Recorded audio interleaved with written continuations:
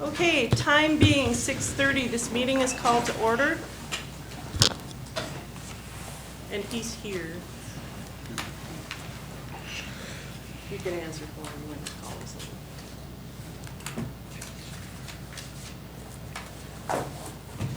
Attendance, all right. Frame, Here. Hanson, Here. Harper, Here. Healy, He's here. He's here, he is making a copy. Klimish, Here, Koenig, Schultz, Here. Williams, Welch. Yep. Okay. So.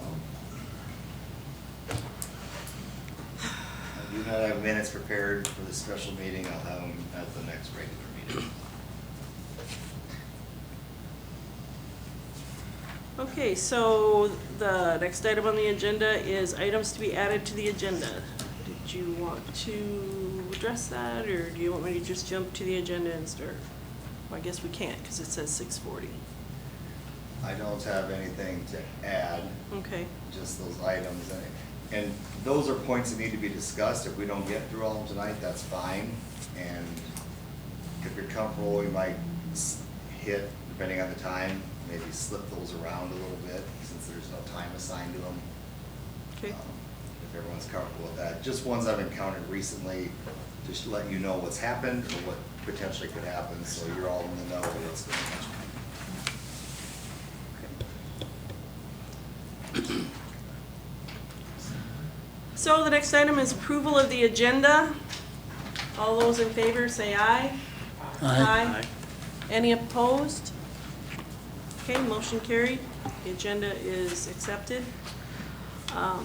So the conflict of interest, you're gonna work that in later, or you've got 3 minutes? You just need to announce Yeah. if you have a conflict with any of the items, if you have an interest, a personal interest, a financial interest in any of the agenda items. Yeah. And at that point. that's what we usually do, is, or any of the commissioners have a reason to abstain for a financial or non-financial conflict of interest. And if nobody does, then. Okay. So You want that announcement prior to any items, or? That's prior to usually- the item that we. I think go through it's in this? best if you just do it at the beginning, and if there's, that's the way I would say. If somebody has one, they can say, yeah, I have one, for this item or something, so.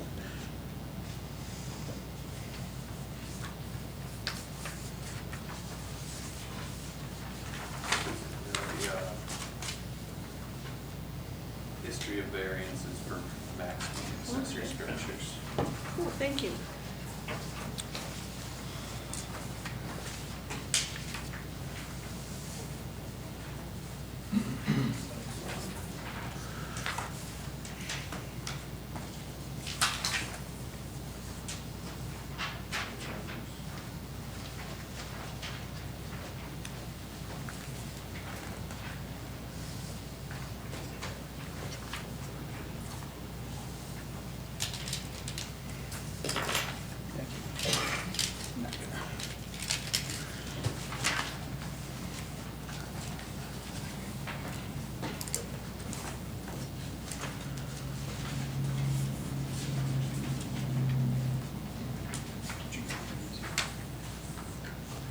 No.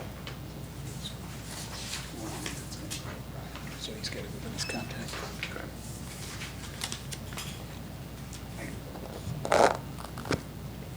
Maybe since some of the people weren't privy to the meeting that brought up our first agenda item, maybe in this lull between, Okay. Dan or Joe want to brief them on how we came to this first item, because it's probably a surprise to some of them what it is and why it's on our agenda tonight. If you're comfortable with Joe that. can take this one. Okay, I'll just read what the article one, what the first one is, so that people can have a context to. Okay. All right. So the first item is presentation and review of Article 25, Sections 2504 and 2505. Presentation by McAllister Legal Team and Urshman Engineering, and a review of the definition of wireless telecommunications facility. Go ahead. So there's some backstory to this. Mr. McAllister has been operating in Yankton County under South Dakota Internet, providing wireless broadband to rural Yankton County. And sometime in 2018, late summer, fall maybe. It was June? Okay, so in June of 2018, the McAllisters received a letter from the county essentially saying they were not in compliance with the zoning ordinance and that they needed to come into compliance and come get a CUP. And they don't feel that they are out of compliance. And Moose, is there more to this? Did this come in front of the board once upon a time? Yes, it Okay. did. Not a conditional use permit for internet, but it was initially the uses of the property on Highway 52. Okay. Was that fire and ice, or was that Fire for and South ice. Dakota Internet? Which I think is a separate issue. Yes. You know, that is another issue, but. So what we're here today is hopefully, this is impacting potential customers for South Dakota Internet. It's impacting South Dakota Internet. It's impacting citizens in Yankton County. And so what we're hoping to do today is to just have a discussion among the board, how we interpret this ordinance, and based off of their presentation, if we feel that they need a CUP or not. And a lot of this stems back to the definition of an antenna or a wireless telecommunications facility. And there's some exemptions as well in the ordinance, and so we need to determine if we feel they fall under that or not. And we, Planning Commissioner Healy and myself and Commissioner Harper and Frank all met, when was that? Was that last week? And what was that? April 17th. April 17th, we all sat down and heard a discussion about that, and So they there's were- current litigation going on with this, just so everybody's aware. So before we go any further, I need to let the board know that my wife actually signed us up for the internet, so I didn't know that it was the McAllisters own it, but we actually have South Dakota Internet. So on any voting thing, by our standards, I should abstain. I don't feel that would be a think you- conflict Okay, of then I'm interest. fine with that. Yeah, you don't have any financial. No, that's If great. you own that- stock in the company, No, I that'd be just different. paid a month. They're costing you money. Yeah. But that's good to disclose. But yeah, as long Yeah, as you don't have that's great. financial gain in this, you're.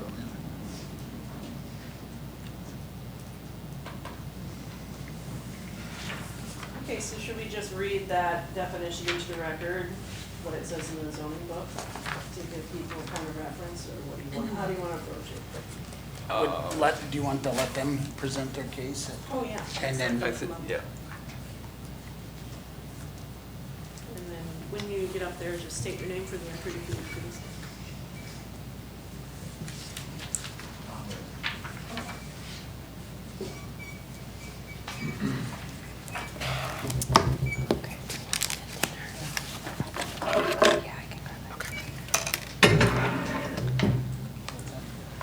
Thank you for letting us be present today. I'm Ashley Miles Holtz. That's my law partner, Casey Olivier, and we represent the McAllisters that had been pending in the litigation.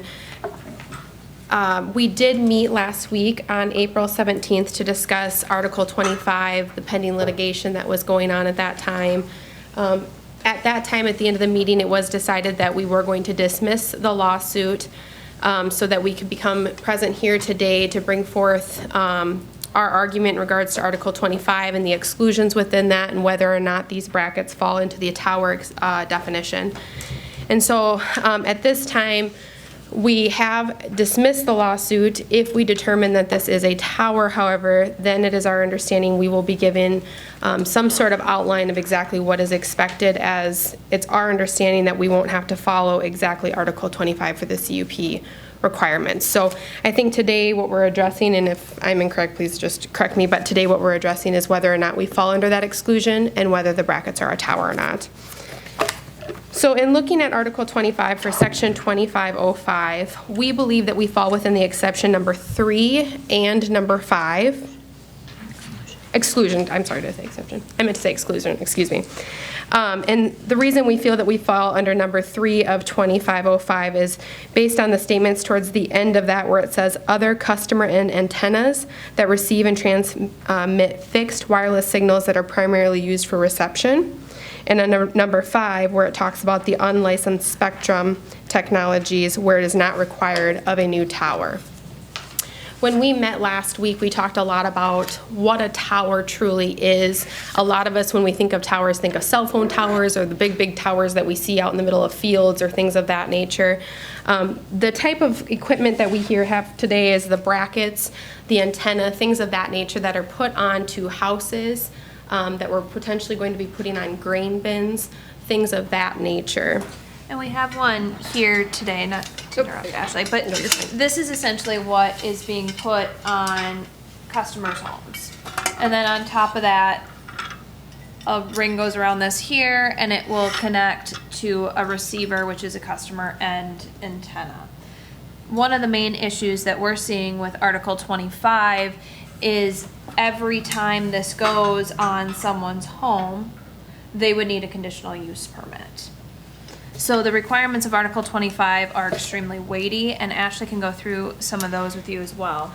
Yeah, one of the concerns we had with the article is it talks about needing basically upfront security of $75,000. There's a lot of testing and experts that would go into Article 25's requirements that we believe would be something if someone was going to be putting up a cell phone tower or something to that nature.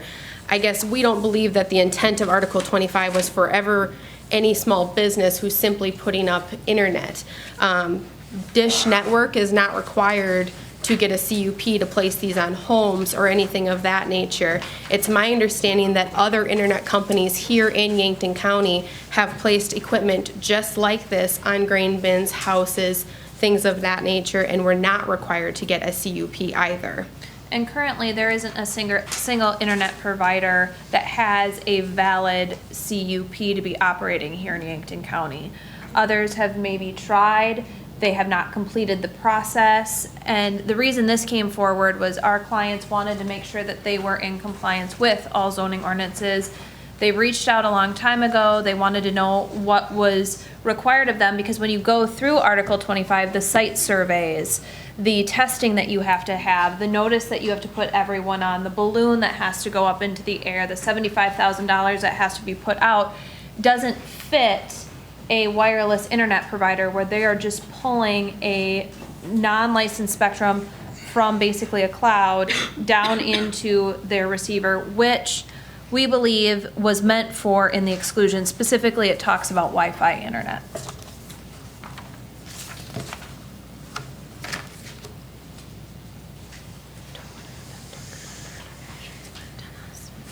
Yeah, do you want to talk about, we have Cam here and he has his expert, and if we could bring them up to talk a little bit about what they understand a tower to be, because when you go through the definitions and you really look at the definitions within the statute, it's unclear. It's ambiguous and it's unclear. The definitions kind of cross-reference each other. A tower means any structure designed primarily to support an antenna for receiving and or transmitting a wireless signal. Then you look at a wireless telecommunications facility. It means a structure or a facility or location designed or intended to be used to support an antenna. Our position is we're the antenna. That's all this is. We're not building a massive tower, but yet the way that the definitions are used, it's ambiguous, and it's why we're here today. Our clients have lost hundreds of thousands of dollars in revenue because of the injunction that was filed against them. They're losing customers every day because they don't think that they're in compliance, they don't want to work with them, and it doesn't necessarily fall under this statute, which was written a long time ago. And as we know, technology is constantly evolving, getting smaller, getting more efficient. When we met in our meeting, we talked about what is the purpose of a conditional use permit? Why do you need one? You need one for the community. We're looking at environmental factors. These are small little antennas going up on a consumer home. The other reason that we talked about would be whether it would have any impact on the way the community looks. This is no different than if you have a radio antenna, if you have a cable antenna on top of your house. So this type of device was not necessarily meant for, these were meant for towers. And so we do have experts here if you would like to hear what, as engineers, a tower would be under the statute. They're happy to come up and talk to you, but depends on if you want to hear that testimony or not. And I would just note that when Article 25 was wrote, like Casey said, it was a long time ago. In fact, internet wasn't even here when we wrote this. So it's pretty clear that Article 25 was not directed towards internet, which I think is fairly important to determining whether or not these definitions apply to this type of equipment. And when we look at the end possible result of this, we are looking at a small antenna that has the ability to provide our rural farmers in this area with internet. It helps our farming operations. Our governor has just come out and said it is of the utmost importance in South Dakota that we get internet to rural areas. And that's what they're trying to do. So I have a question. If you have HughesNet, DirecTV, or whatever the other one is, they are transponding from a satellite down to the product, right? Yep. And then I concur that in that case, that those antenna would be receivers on the private entity. So my question is, how does South Dakota Internet send their signal out? Because it's not coming from, and to my knowledge, it's a direct satellite like DirecTV. I believe that they're transmitting it out, and then it's basically being received and repeated back to somewhere else. So with that, where does South Dakota Internet transmit from? Because then that's a different definition than what you're talking about in people's houses, because a transmitter is different than a receiver. It's what we call a repeater. You're right. You're on the right path. What they are doing is they are pulling unlicensed spectrum down. It's like in a cloud above us. They pull it down on a bracket like this, and this bracket then can repeat to the next person's house, which then can repeat to the next person's house, and can repeat to the next person's house. So it's in a repeater type fashion. They have to have a base of operations. So the base of operations is the initial receiving command for South Dakota Internet. And it's from that point that it gets repeated out to the customer networking basis. So my question is about where is it getting transmitted once it's received down? Obviously, it's got to be connected to the rest of the internet. But once it's received down, where is it transmitting out from? That's different than that receiver. And we're going to let Cam tell you because he's the expert on that. So I'll try to address your question, and then Pete, if you want to, you'll probably talk about the structure thing. You okay? And I'll go real quick, but basically, to address your point of Viasat or HughesNet. Can you introduce yourself? Oh, I'm Cam McAllister, South Dakota Internet. All radios, this is a radio. Whether it's Viasat, HughesNet, DirecTV, Dish Network, they all receive and transmit signal because you get an upload and a download. If you want to order a movie off your DirecTV, that has to communicate both ways. What we're talking about here, the FCC governs that, and that's very clearly stated in the Telecommunications Act of 1996. That's not what Article 25 is really talking about. What it's talking about is the structure. To answer your question, ours comes from various points. We have 3 monster towers over in Nebraska that deploy signal over here. We have various points. We're looking at other points, the farmers' silos, things like that it all connects, begins in Nebraska, and it connects with a very complicated, sophisticated transmission. It isn't necessarily, and I see Casey's point, it isn't necessarily from a cloud, but yet it kind of is. But all radios receive and transmit, and ours come from various points. So it's not like we could say, well, it starts here and goes there. It connects from various points. It is not satellite-based, but all radios receive and transmit. What we're talking about, and what the county has brought suit against us for, is erecting towers. And We asked for permission. We need a permit to do this. We were denied any type of a response and blindsided with a suit. And we've been fighting that for over a year. And we want clarity whether this is the same thing and follows the same regulation as a 400-foot Verizon tower. Pete Ershman with Ershman Engineering, which is probably one of the bigger cell phone tower companies in the country, he can probably give a good definition of what this is and how it's different than a tower. So my question though is, it doesn't happen by magic. My background is I did radars and everything in the Navy for 20 years and I taught it, so I actually understand what we're doing. My thing is, you have a base operations where your basis of operations is generated out of. And I don't know exactly where that is, but that is transmitting. That is a transmitting station. And everybody's houses are, yes, it sends you uplink and downlink. But you have a primary transmitting station that is then going out to your network. And everyone else is basically a receiving station with a handshake that says, yes, we're communicating. So I understand that part. My question goes back to the transmission part, and I don't know where your main transmission base unit is sitting at. That's where the antenna part has to be, that's what has to be addressed, not on everybody's house, because then it applies to DirecTV and Dish Network and HughesNet and all those other things. Right. But I think that the basis of the question, at least for me, is where is the transmitting base situated and located at? Right. And then that is the point that needs addressed if it needs a conditional use permit. Various points. There's 3, 4 in Nebraska, actually 5 in Nebraska. There's some in South Dakota. Some of it is proprietary. But the point is, every radio receives and transmits, just like your wireless router in your home, it receives and transmits a signal on the 802.11 frequency. It's non-licensed on 5 gigahertz and 2.4 gigahertz, not regulated by the FCC, just like your microwave oven or your garage door opener. It is a free Wi-Fi signal that we are passing. Again, it's not about that transmission, because getting back to your point, they all receive and transmit. I think what you're wanting to get at is, where does this come from, and then where does it go?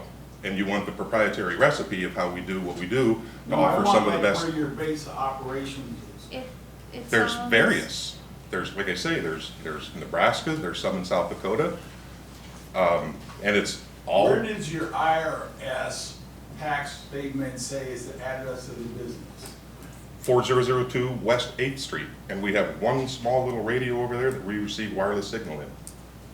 That's our business address. Are you, Do you have a tower in Yankton County? We have never erected a tower unless, maybe Mr. Ershman can shed light on this, unless this is a tower. But we've never erected a tower what you would envision. a tower that's like 20 feet tall anywhere in Yankton County? We do not, we've never erected one. We are on Nebraska, we're on some real tall towers over there that were existing structures. We have a guy that has a TV tower that already was there for 30 years that we put a little clamp on to put our radio up. But to answer your question, ma'am, no, we have never erected a tower unless this is deemed as a tower. And I'll let Mr. Ershman touch on that.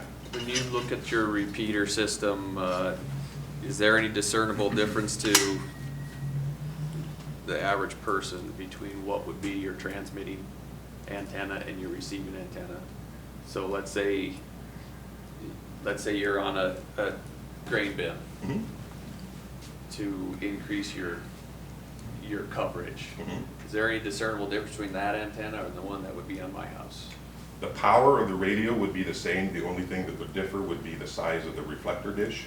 We just call it bigger ears, and that's going to give a different parabolic deal for longer range. How much But bigger would it be? the radio itself, Same. the largest is maybe 2 feet in diameter. So That not- might be on a grain bin or something. Not much, Right. barely exactly. discernible, because it's Absolutely. 100 feet. Right, but to answer your question, it's all 802.11, just like your wireless routers at your home.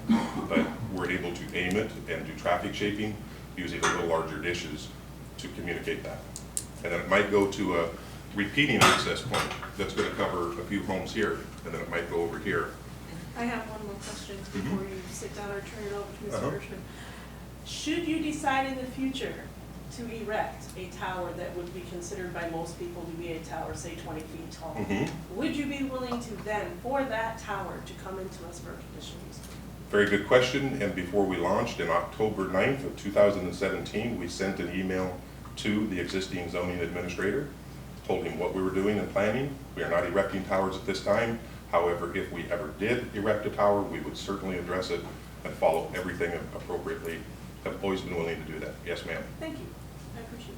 All right, go ahead, Mr. Hi, Urshman, please. thank you. My name is Pete Urshman with Urshman Engineering here in Yankton. We've been in business here in Yankton for 36 years. My father and I started the company in 1983, and all we did is structural engineering on towers. Cam asked me to stop in and express my opinions and my definitions in the industry on what this is, and how we distinguish between a tower and an antenna. And we follow the EIA, TIA, which is the Bible that we follow is basically the Bible in the industry, Electronic Institute Association and Telecommunications Institute. And I just went through and read some of that stuff this afternoon regarding antennas, what's defined as an antenna, a bracket, a tower. And in our nomenclature and our definitions, this is a bracket, that's an antenna. If somebody calls in to us and talks to one of our 6 engineers on staff and asks us to do a structural analysis on a tower or a pole, we're analyzing a tower, a lattice type tower. This is not considered a tower. And I don't know where that came from, but it's definitely, this is a bracket and that's an antenna. If you went to look at the product catalog of this or this, the manufacturer of this, you wouldn't find it indexed under a tower. It'd be a bracket or an antenna. So as far as, we're working extensively right now, pretty heavily in the 5G. So we're working with companies from coast to coast on 5G, and what the 5G is a lot of small cell sites that they're putting up probably within a mile of each other, and those small cell sites will consist of a small pole. They might go and put it on a light, put it on a stoplights at an intersection. They might put it on the corner of a building. They might put it on a telephone pole. They might put it on a house, on a business, or a structure, a new structure. But in our industry, if you ask me for my definition of a tower, it's a lattice type guide or a self-supporting tower, or a monopole is a single tube, like we've designed and built the one up behind the middle school that they use as a flagpole. That's what we call a monopole or a canister pole. So I don't know if I can clarify it any more than that this is not considered a tower at all. We've never analyzed one of these, but we've analyzed a lot of towers. Any questions from the board for Mr. Urshman?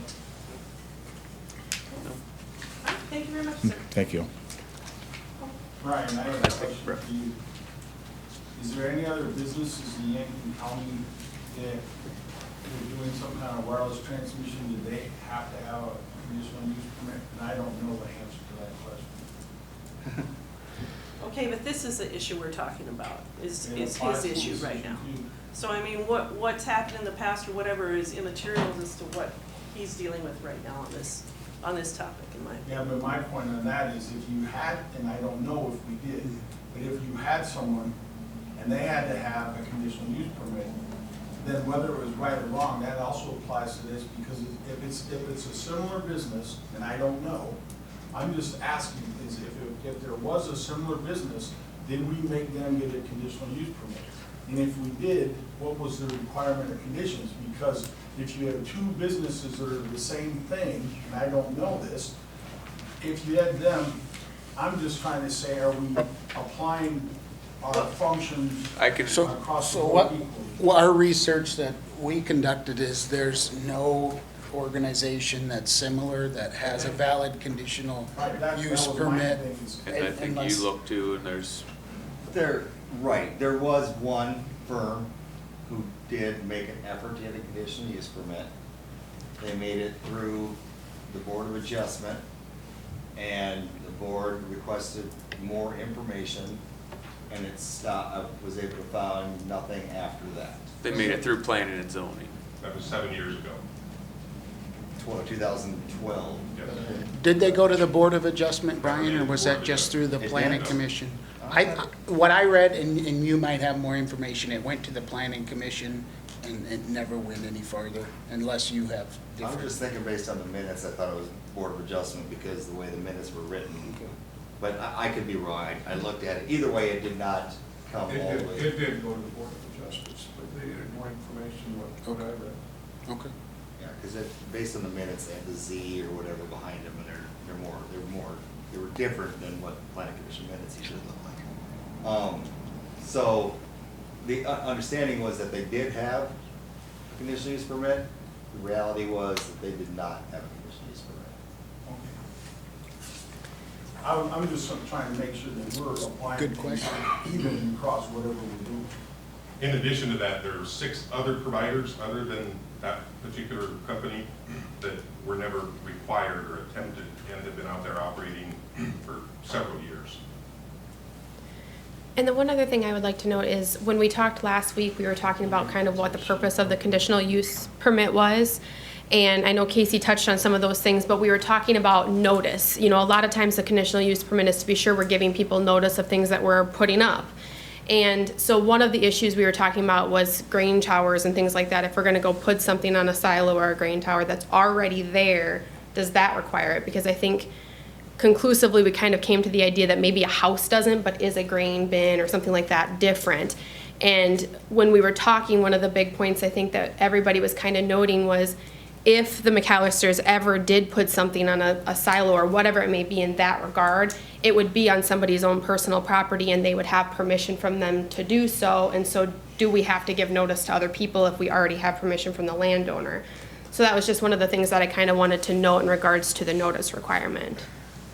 And I think just maybe to end, unless there's more questions for us, which we're happy to answer, Article 25 is extremely extensive and the requirements are extremely extensive. So when you look at what a small wireless internet provider has to go through to be able to do this, a lot of it either doesn't apply or they're gonna have to hire surveys.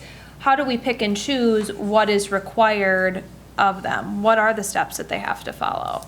And that was another thing that we had talked about is, well, if most of this doesn't apply, do they still have to do site surveys? Do they still have to pay all of that if reasonably they do fall under the exclusion for Wi-Fi internet? A question that we have, can I say one more thing? Yeah, you just please go to the mic. A question that we've always had from the beginning of this, again, we requested permission in the beginning. We also agreed and offered over a year ago to come before the Planning Commission in certified letter of writing that we would come and make this determination if this bracket is a tower or not. We were denied to be put on that. We were given no answer. And then we were blindsided with a lawsuit on June 8th and have been spending money ever since and losing customers. What we're trying to understand, again, the FCC will police airwaves, whether it's us or whoever else provides wireless internet or cell phone technology. That's their job and they know how to do that. Again, we're talking about the structure. What we're trying to understand, what did the county, when they brought the suit, what is it that they're wanting to police? What are they wanting to control? What are they wanting to monitor? We understand that you would require Verizon to put up all of the stuff they have to put up a 400-foot tower, because it's about safety and well-being of your residents.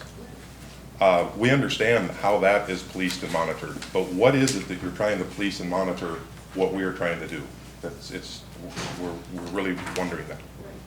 Well, I can't speak to someone else's decision that was here a year ago. I understand. We certainly will discuss it now. Understand, thank you. I appreciate you coming in and sharing your information with us. Thank you very much. And Cam, to be perfectly clear, you're just talking about the setup you have here. This isn't Correct. a 40-foot thing, this right here. And you're, if you Even then, I come think you back need and you're 50 gonna build foot. something different, that'll Absolutely. be different. We're just focusing on Absolutely, this. and I don't know if the county has a height requirement if somebody wanted to put up a tower in their backyard for a TV antenna, if there's a height requirement. whatever that is, whatever you deem is a tower reasonably, absolutely, we would follow that with 100% compliance, if it varies from anything we're talking about today. The Yeah. most recent thing I can think of, it would be in that manner, somewhere out on 52, I don't remember what it was. It was about in the neighborhood, maybe like a cell booster tower or something. And I want to think this was about 3 years ago, like somewhere out by the state park and somewhere like Kingsley Estates. Right, and they had to go through the whole tower thing, Yeah, but I that think- was a that was like a tower. regular That tower. was a That was- monopole tower. Yeah, like 40 feet or something Right, like that, yeah. right. And that certainly fell within the guidelines of a tower. Thank you for your time. Thank you all. Thank you. Okay, is there anyone in the audience that would like to speak on this issue?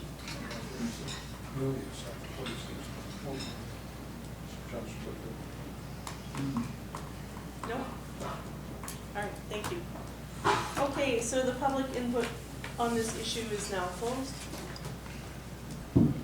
Okay, I think that my opinion is, they meet the exclusion clause in 2505 cited in 3 and clause 5. It's not a tower, it's a bracket and an antenna. I think that is, if there, to me, there's no fuzzy line. It is what it is, and it's not any different than if somebody was gonna get cable TV. If they put in a tower, they mentioned that they will come back and ask for a conditional use permit, but if all they're doing is installing brackets and an antenna, I don't have a problem. Yeah, I can't for the life of me figure out why anybody would think that was a tower, if that was the only issue, and I've been asked and answered, if there was any other structures in question in this whole process, and if that was the only structure in question in the whole process, I guess it doesn't matter what happened before. If we have to decide from here going forward, my opinion is that that is definitely not a tower, and shouldn't, actually feel bad for the people that had to go through this whole process. I think it's a big waste of our time, county's time, and everybody else's time, so. I think we should move forward as soon as we can and get this resolved so these people can go on with their business and people can get the internet that they deserve to have if that's what they want to do. Yeah, and I mean, you read through Article 25, and there's not much that applies to a wireless. No, I mean, it's geared toward an actual tower, not Right. toward a cable. Some of the engineering an studies internet system required, or the equivalent of a cable TV dish network type of thing. Even though it's not TV, it's a similar setup that they use for people that get dish TV.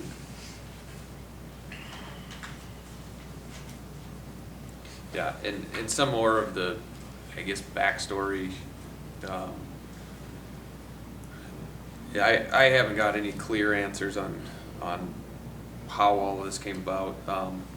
Part of it was, Mr. Garrity had told me that he's simply requesting the McAllisters come in for a $100 conditional use permit, just so you're documented in Yankton County, you know, however that would go. And that's really all he's requiring of them, and that they were refusing to do so. The problem I have with that is if you read 25, Article 25, it's a $5,000 application fee. And so I don't know where the $100 permit comes from, and then. Just for CUPs, see what he's talking about, for the conditional use permit, it's $100, but when you get farther into it, it's.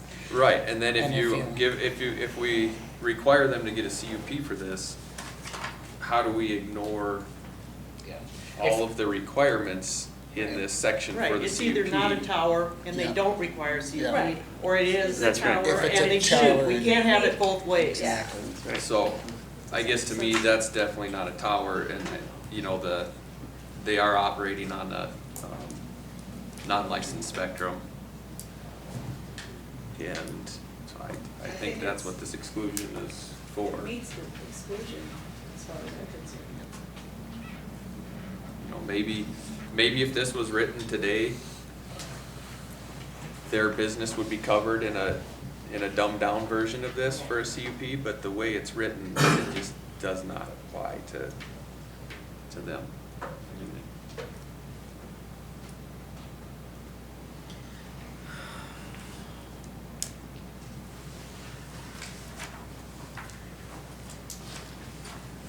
So how do we give them relief? Do we need to make a motion? That's up to the county What do you commission think? to do that, isn't it? I think, what do we run a recommendation for the Board of Adjustment from here? That's what I would say.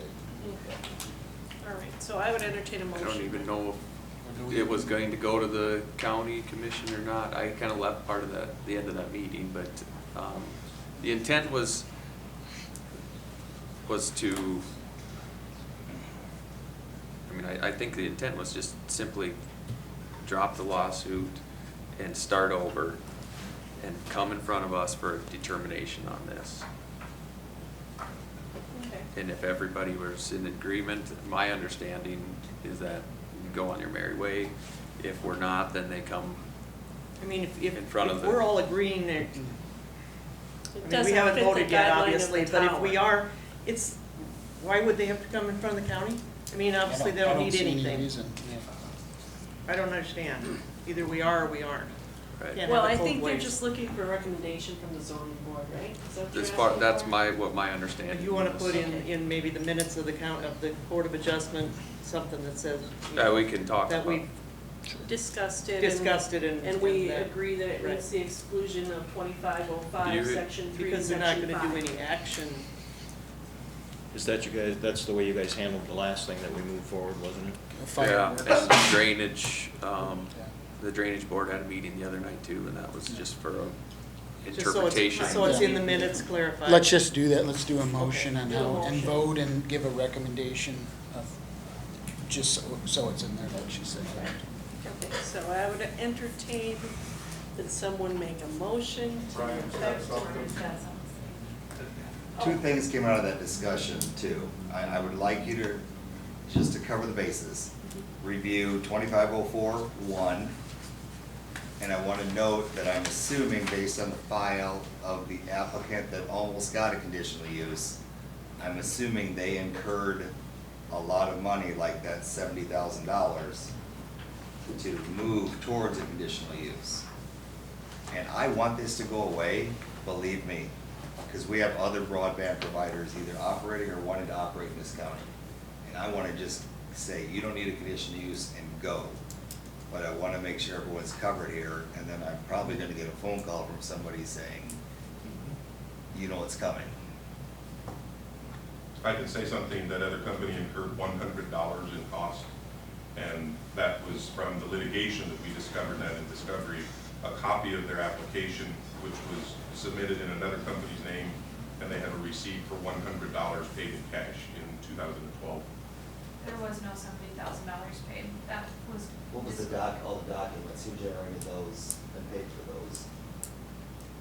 That were part of the application? Okay, if you Eventually need the to county speak to did, this but- issue, if you could please come up to the mic. I'm Okay. sorry to make you run up and down, but it should be in the record. I Thank you. apologize for the inconvenience. It should. Casey Olivier here.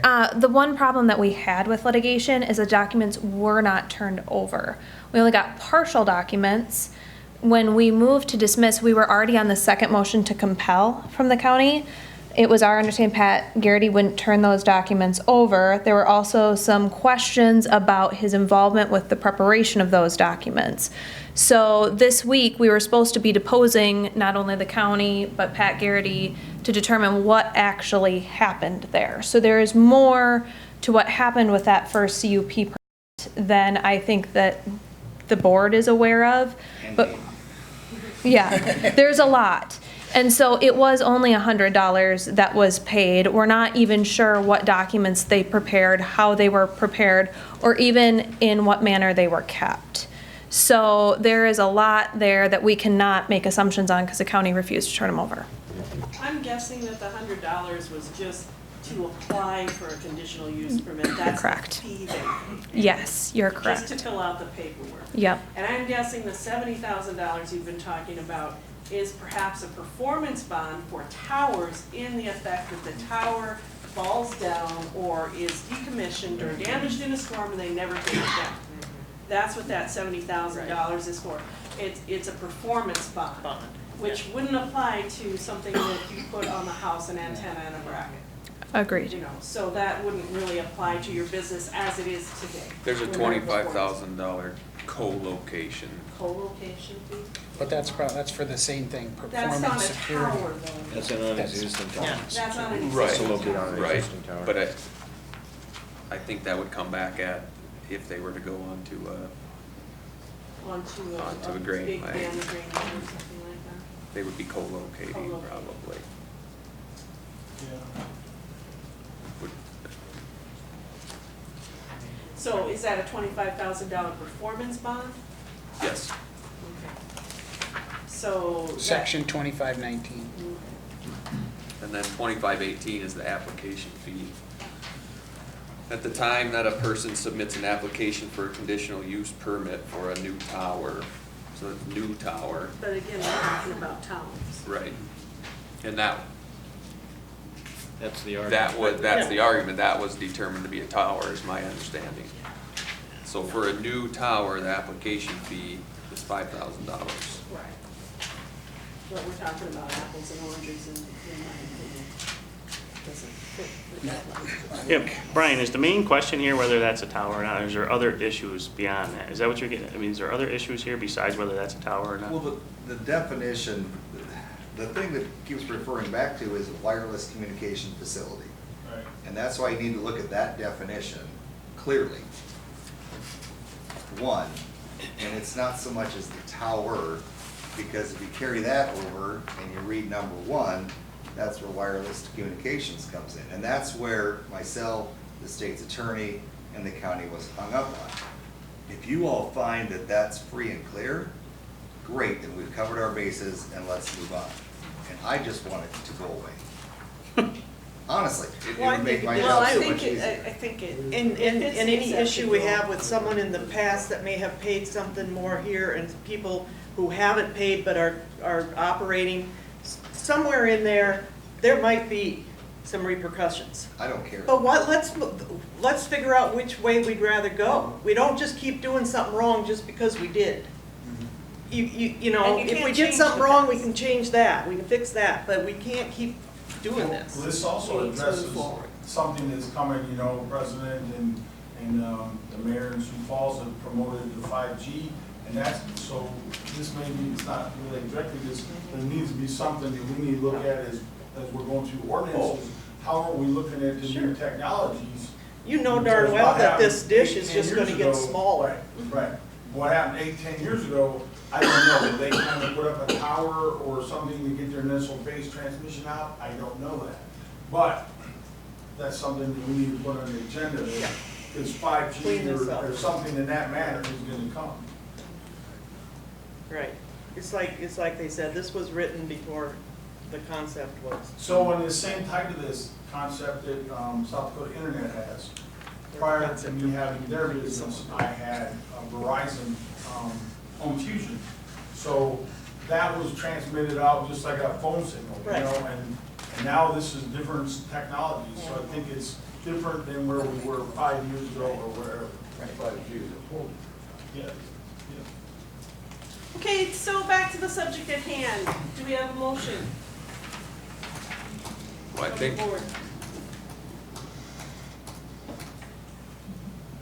Regarding section 2505, section 3, subsection 3, and subsection 5 on exclusions perhaps? I'm just trying to catch up on the definitions, but. right. You know, and That's this the case. ordinance is very unclear. But I think, I mean, to answer your questions, Brian, go back to wireless communication facilities. Essentially, when you put an antenna on a church steeple, it becomes a wireless telecommunications facility. So that was part of the question. To me, do they meet the exclusions in 2505? And you, Brian, talked about 2504, there's exceptions from a conditional use. Section 1. So 2504 is exceptions from a conditional use, 2505 is exclusions. And it's fairly unclear how they tied together or what exactly it means. Well, 2505 is exclusions from this whole article, right? Right. Right. The one thing that was questioned was 2504, the very last sentence in it, is no conditional use permit required for non-commercial exceptions noted in 2505. So that paragraph references, that one sentence references 2505. But to me, when we look at 25053, that's talking about dish network essentially. That's commercial and they're excluded. Who owns the device that you just showed us? The customer or you? We own the device. We provide it to the customer, but For a the month. company maintains ownership. So if they decide they don't want the service anymore, the end customer, you take it back. That is correct.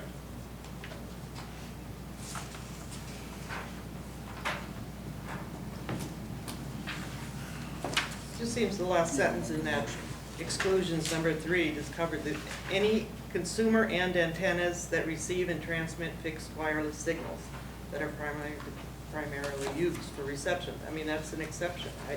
I don't, it's pretty clear. I think so too. I think it. I don't even see a gray think- I don't see a area. gray area.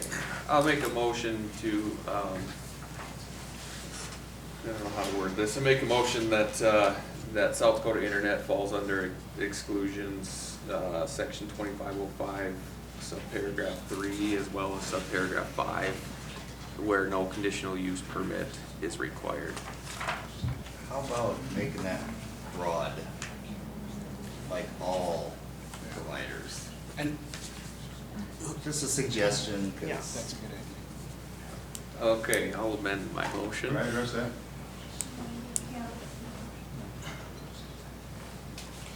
Well, make it- why would we want to do that right now? We've just asked about their service, their equipment, and that's what we're basing our decision right now on, Right. their situation with their equipment. I was I don't know gonna- why we want to muddy the water and open that up. I don't know. I'm asking a question. You'd have to explain to me why we're gonna do I that have one before. more sitting in this room and right on my back, wanting to go, whether I apply for conditional use or I have to go through that entire process, or can I come in and get a permit tomorrow? I mean, Same service. To me, it's the unlicensed spectrum. It's But probably I think the we need to number one also, thing. though, is we need to, think about the equipment they're gonna use is, Cam's using a small one. If another person is using, the same 802 frequency, but wants a 50-foot tower, to me, that's different. Well, a tower is a tower. Well, so that's why if we're saying that's using this technology, so I think we need to, mention the equipment that are being utilized That's a as good well. idea. Just because, so we Well, can whether compare it's apples to a apples. 1-foot diameter antenna or a 50-foot diameter antenna, if it's unlicensed frequency. And it's just, We don't it's have just a- well, what we're saying, if this motion goes forward and it carries positively, and doesn't this go back to similar what we've talked about with some other ordinances here, is it's up to the discretion of the zoning administrator. Then it shouldn't be coming forward It ever should, again. well, right, Really. exactly. I mean, Unless if you it's look at their something- equipment and it looks just like the one we just said, this isn't a tower. Bracket and I an mean, antenna. because in order to get really specific, I would think we'd have to start updating our ordinance. Yeah. Or just throw it out. Yeah. Well, sarcasm aside, I mean, the nuts and bolts of this is let's just decide, my opinion is let's decide on this issue with this equipment and then we can talk about, Well, I think that's why the exclusions are in there. It fits, as far as I'm concerned, perfectly within those parameters. So truly, they fits. should have just said, yeah, we don't have to come forward But anyway, either. Make your Yeah. so we motion. have a Finish motion, this one. we need a second. Well, he When is he actually, finishes it- what was your motion? You better I don't restate know it. what it was You- anymore. Yeah, so we need to hear this motion again. Motion for McAllister, to approve the McAllister, I don't know, what is it, McAllister or SDI? I said that South Dakota Internet falls under exclusions 2505, so paragraph 3 and 5. Could we address, and I because we addressed the total thing, like, that this addresses this specific issue, but then also put a comment that, and similar Yeah, and similar aspects in the technology. future, because if someone else says, that way it's already covered, you know, that it specifically addresses McAllister and similar, because if it's not similar, that means it has a tower or something else, then it comes back into everything else. Well, we're not throwing out the ordinance. I know They that. fit the But I'm just saying exclusion, that so if it's we already add there. and say and similar, there's another company that does basically the same thing, they're already like approved, you know, there's Well, discussed. there's no approving. It just seems to me It fits, it's a if we mute. aim our motion at their I know, it's equipment already just instead said. of at Mr. McAllister or anyone else, if you aim your motion at their equipment, and your motion is that their equipment fits the exclusions Yeah. under here, then anyone else that would come with the same or similar equipment. Would meet the Would be fine. exclusion. Meet the exclusion. So if you aim your motion at the equipment, I think that's right. you You guys wanna write it down and send it down? Okay, so So- here's my next amendment. Okay, Well, there's no second yet, so you can. the start equipment, over. the equipment used by South Dakota Internet falls under exclusions 2505, subparagraph 3 and subparagraph 5, in that it uses unlicensed spectrum And does not require conditional. and does not require a conditional use permit. I'll second that. That's good. Roll call vote whenever you're ready. I want to excuse myself on conflict of interest. Okay.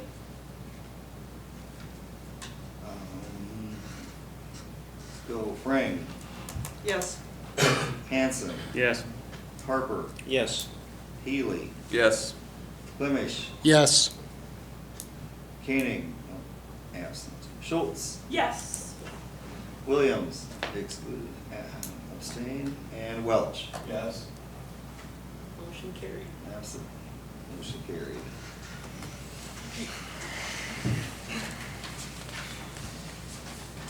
So we feel that it stops here and does not go any further, and they are free to operate, no Their conditional business. uses. Until they decide to build a tower. They're not gonna build a tower, I'm pretty sure. One other question for clarification, if you're citing the 2505, 5 with unlicensed, if we were to deploy licensed, it looks the same thing, but we use licensed bandwidth, does that change? Because we're the only unlicensed provider in the county. All other providers use licensed bandwidth. You would certainly lose number 5 because it says unlicensed spread spectrum. Then does that turn the bracket into a tower? But No, you I would wouldn't go still that fit far. under number You 3. don't need both exceptions. Yeah, Okay. you would still fit under Okay. number 3. You need one of the 5, and you're Right. riding on 2 right now, Right. so. Okay, very good, thank you. Thank you for your time. And when we get around to rewriting this, can you help us out a little bit with what we're going with? Be happy to. You know, it'll be different that way. Okay, next item on the agenda. Accessory buildings and variances, sections 605, 705, and 805.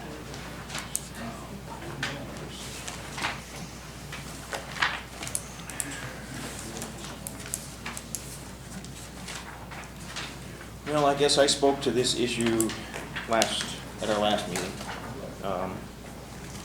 It's my opinion that the amount of variances that county's given out is a negative for the county. It's not the way that a zoning ordinance is supposed to be used. And originally in this, you know, there were other ideas. You know, I was one of the people with a different idea in some of this. Originally, we didn't have a specific size for accessory structures. They just had to be smaller than the house, equal to or smaller than whatever your house was. And that created some inequity from people with big houses to people with little houses. And so we had some pushback on that. So we came up with sizes. How those sizes were determined was just kind of a, by guess and by golly, I would say is the best way. But myself, I always thought if you're gonna put a size in there, that you need to have a way, because not all lots in, say, the 1 acre area are 1 acre. Some of them are bigger. Not all the lots in the half acre area are a half acre. Some of them are 5 acres. So just going off the, whatever zone you're in isn't a very good way to decide what somebody should be able to have for an accessory structure. You know, my opinion at the time was we should have put a conditional use on each one of these districts and had a conditional use for accessory structures over the size that's normally allowed and over the sidewall height that's normally allowed. And then to get a conditional use, you had to come in and go through the process, your neighbors were notified, everybody would know that you wanted a structure bigger than what was allowed normally in your district. And if you do it that way, we don't have to use the variance. You know, if you use a conditional use and you go to the definition of what a conditional use is, a conditional use is something that is allowed in the district, but not allowed without conditions or without, you know, special conditions put on it. In other words, it's generally something that's allowed. It's not a non-conforming use by any means. It's just something that special conditions can or will be put on in order to make it more acceptable to the neighbors. And it just seems to me it's a pretty clean and easy way to just put a conditional use in each one of these districts, because it really only affects the 3 residential districts.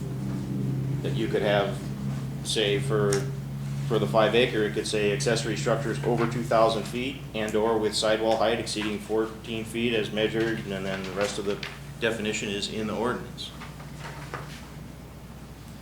So then instead of applying for a variance, you apply for a conditional use. And that also allows you to say we're not going to be variancing the 10 foot from the sideline, the 20 foot from the rear line. If this larger structure doesn't fit in your lot, you shouldn't have the bigger structure, you know? I mean, the whole idea of it is to let something that should be used in the district without having to create a variance.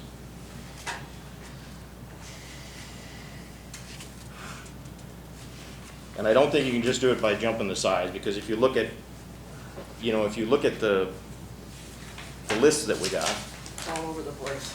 yeah, I mean. But I if do you- think we should bump the size. You know, if I you- mean, I think that, I don't think very many people are gonna be satisfied with an 800 square foot building. But that's that's R3. That's small lots. Right. Yeah. But, I mean, a 2,000 square foot building in an R1 district, to me, that's not very much. I mean, a lot of people want a bigger building, so. A lot of these lots in R1, they're 5 acres or more. I mean, they got plenty of room. Yeah. I agree with the conditional use, I mean, and I also agree that it needs to fit the setbacks Right. Yeah. from their lot lines and Yeah. stuff. Because I did a lot of research just on different counties, Clay County, Bonham County, and Union County. And they don't have any size restrictions other than height. Mm-hmm.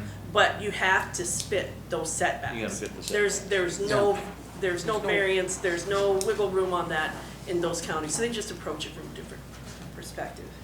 So like that one on 119 Nome, so those lots are 100 feet wide, but they're 400 feet long. Right, yeah. You know, so if someone had their house up front, that they wanna have basically like a whole, 400 feet is a lot. That's a lot. Then you look and go, okay, that guy could fit a lot bigger building than 1,200 square feet or 800 square feet. And then like in that condition, it doesn't really affect that neighborhood, you know? Right. So I think that opening it up like that, does it actually fit the area more than concrete, this is it and only it?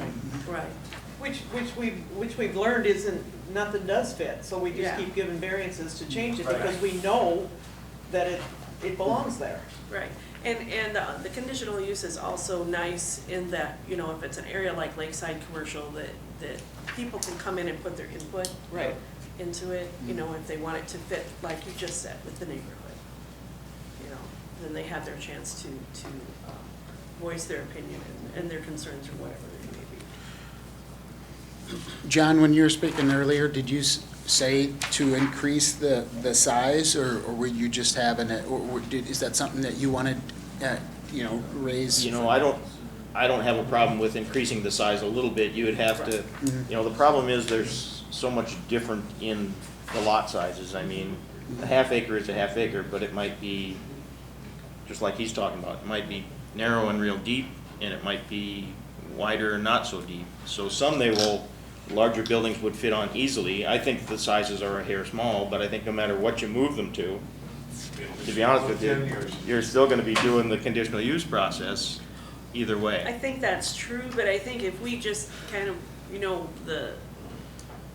bump it up some at least, so that everybody doesn't have to come in for a conditional use. Well, first of all, though, everyone's not everyone is going to come in and ask for a super monster. No, of course not. Because it's economically determined sometimes the size of it. But I think that one of the most important factors is the setback, because a lot of that is like traffic considerations are on the corner or whatever else. There's an easement back there, there's a utility easement. That's why those setbacks were set. So I think that actually, it's almost a case-by-case basis. Does that building fit that lot? Because like somewhere out there on 52, they wanted to build a house. And I mean, it was gonna have like a 6-foot setback here and a 12-foot setback here, because it could only fit in this little dinky triangle lot. And sometimes there's huge topography issues in there Right, too. right, exactly. I think I guess the reason we discussed this, and Joe chime in here, is we'd like most of these to be able to come in, somebody wants to build a building, here's your permit, There you you go. go. And, something I always would like to see with the zoning and planning board is a little bit more of the planning for the future, instead of just being reactive all the time with all of these. And so if we could get a size, or I guess this part of the discussion, maybe 90% of the buildings are higher, somebody would be happy with that. And then the few other ones that they want a bigger one, they could go through the conditional use process. And if we do this right, I think there should be very few Right, variances. that's why I was saying, I would like to None. see it bumped up a little bit, not you're always gonna have 450%. some. Right. Yeah. But, So, I think, the 800 square foot is definitely too small. I It's think too the small. 10-foot height is good in, R3. I don't think we should be, You think 10, or is Once that you too? get a 10-foot building, you can't put a camper in it. Yeah. well, Like a camper's is 12'9". I'm just trying not to get an obnoxious building without a conditional use. Right. That's what I'm trying to avoid. Well, I To be think, able to build something, yeah, okay. but not be obnoxious without a conditional use.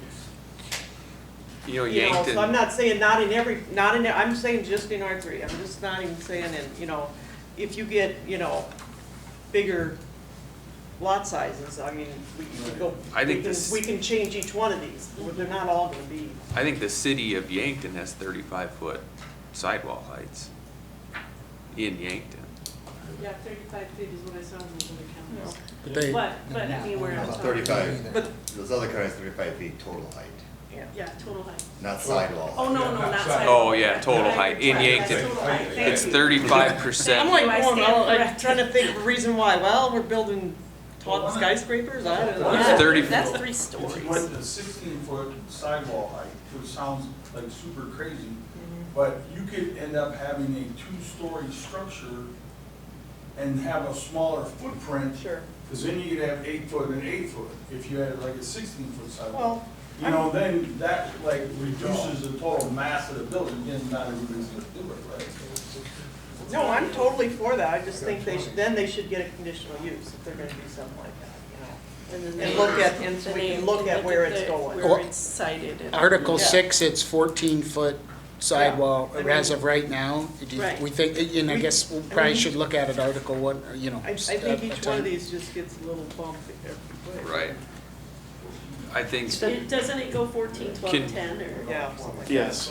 can we, If I remember right. can we kind of regroup and start with R3 or R1?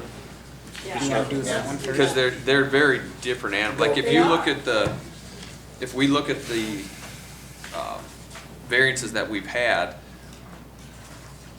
there's a few in R2. R1 has quite a few, and it goes back to what John was saying. It's a minimum of 5 acres, but there's a lot of people that have 20 acres and 40 acres that are in an R1. And, Yep. you know, I think whatever we end up with our building size, at a certain number of acres, Yeah, the it doesn't matter. world, you know, do whatever you want. Interesting part of this too is the ETJ district. So for instance, I live in the ETJ district, right? The end of my driveway is Yankton city limits. So I'm like within 150 feet of Yankton city limits. So I'm in this ETJ district. I don't have to follow the requirements of this city, as crazy as this is, and I don't have to follow the requirements of the county. So I'm kind of, and that's a 3-mile boundary around us that is like, there's kind of no man's. Well, there's still requirements from the city, but they're not as tight as the actual within the city of Yankton, because I was just Right, looking at right. that I mean, you today. still have to follow. You still have requirements. You're not, it's not a free-for-all. No, it's not a free-for-all. There are still requirements within the ETJ, but they are not as tight as they are within the city limits. I was just looking at that today, because. It's its own zoning district. Yeah, It's it's the kind of like you ETJ said, its zoning own district. zoning, its own zoning district. Okay, so should we start, you wanna start R1, 2, 3? Anybody have any preference? No, To me, R3's probably easier because sure, there's, let's start There's with. It's only been more- 4. Is this the total list? It's the beginning of, Yeah, there isn't very many of them, but it's only 4 of them. right, so there's, Look at the one percent. was huge. One was huge. and if we look, if we look at them, there's what, 47% increase, almost 200% increase, 100% and 17%. You know, for R3 or, 93% is one shot. Yeah. But, you know, they're kind of all over the place. Has it ever been discussed, instead of us trying to pick the size that, I don't know what size building you need, Joe, you don't know what size I need. So if you have a lot of land and you meet the setback requirements, isn't there I'm thinking of it more as a density issue. There's a green issue, green space. Well, the city uses how We'll much call of it your what square you- footage you're covering. in Yeah, other green words. Okay, Yeah, well, that's so kind there of you the way go. they do it. Well, that's why I'm kind of thinking more along those lines, is one And I example to like- bring up is, you know, and then it's because your lot's 100 by 400 and your building fits better the other way, and if it turns out that it's But then 2,000 square feet, who cares? And it's, it I doesn't like matter. that for R3 because it's they're half acre, minimum of a half acre lot. I like following those same requirements, but I still think we may want to put in there if your lot size is, if you got 10-acre lot in an R3 and you want to cover, I suppose you still, if you want to cover 35% of your lot, go for it, I guess, but. I just ran some really quick numbers on 43,560 is 1 acre square feet. And if you let them have 10% of that lot, then that would be 4,300 square feet. I think Now, I that's. don't know if that's total coverage, including the house. It includes the Yeah, house. it would cover, Yeah, yeah. so that would be including the house. I think that's probably a better way to do it when, in the city, the lots are such standardized, there's not a huge difference.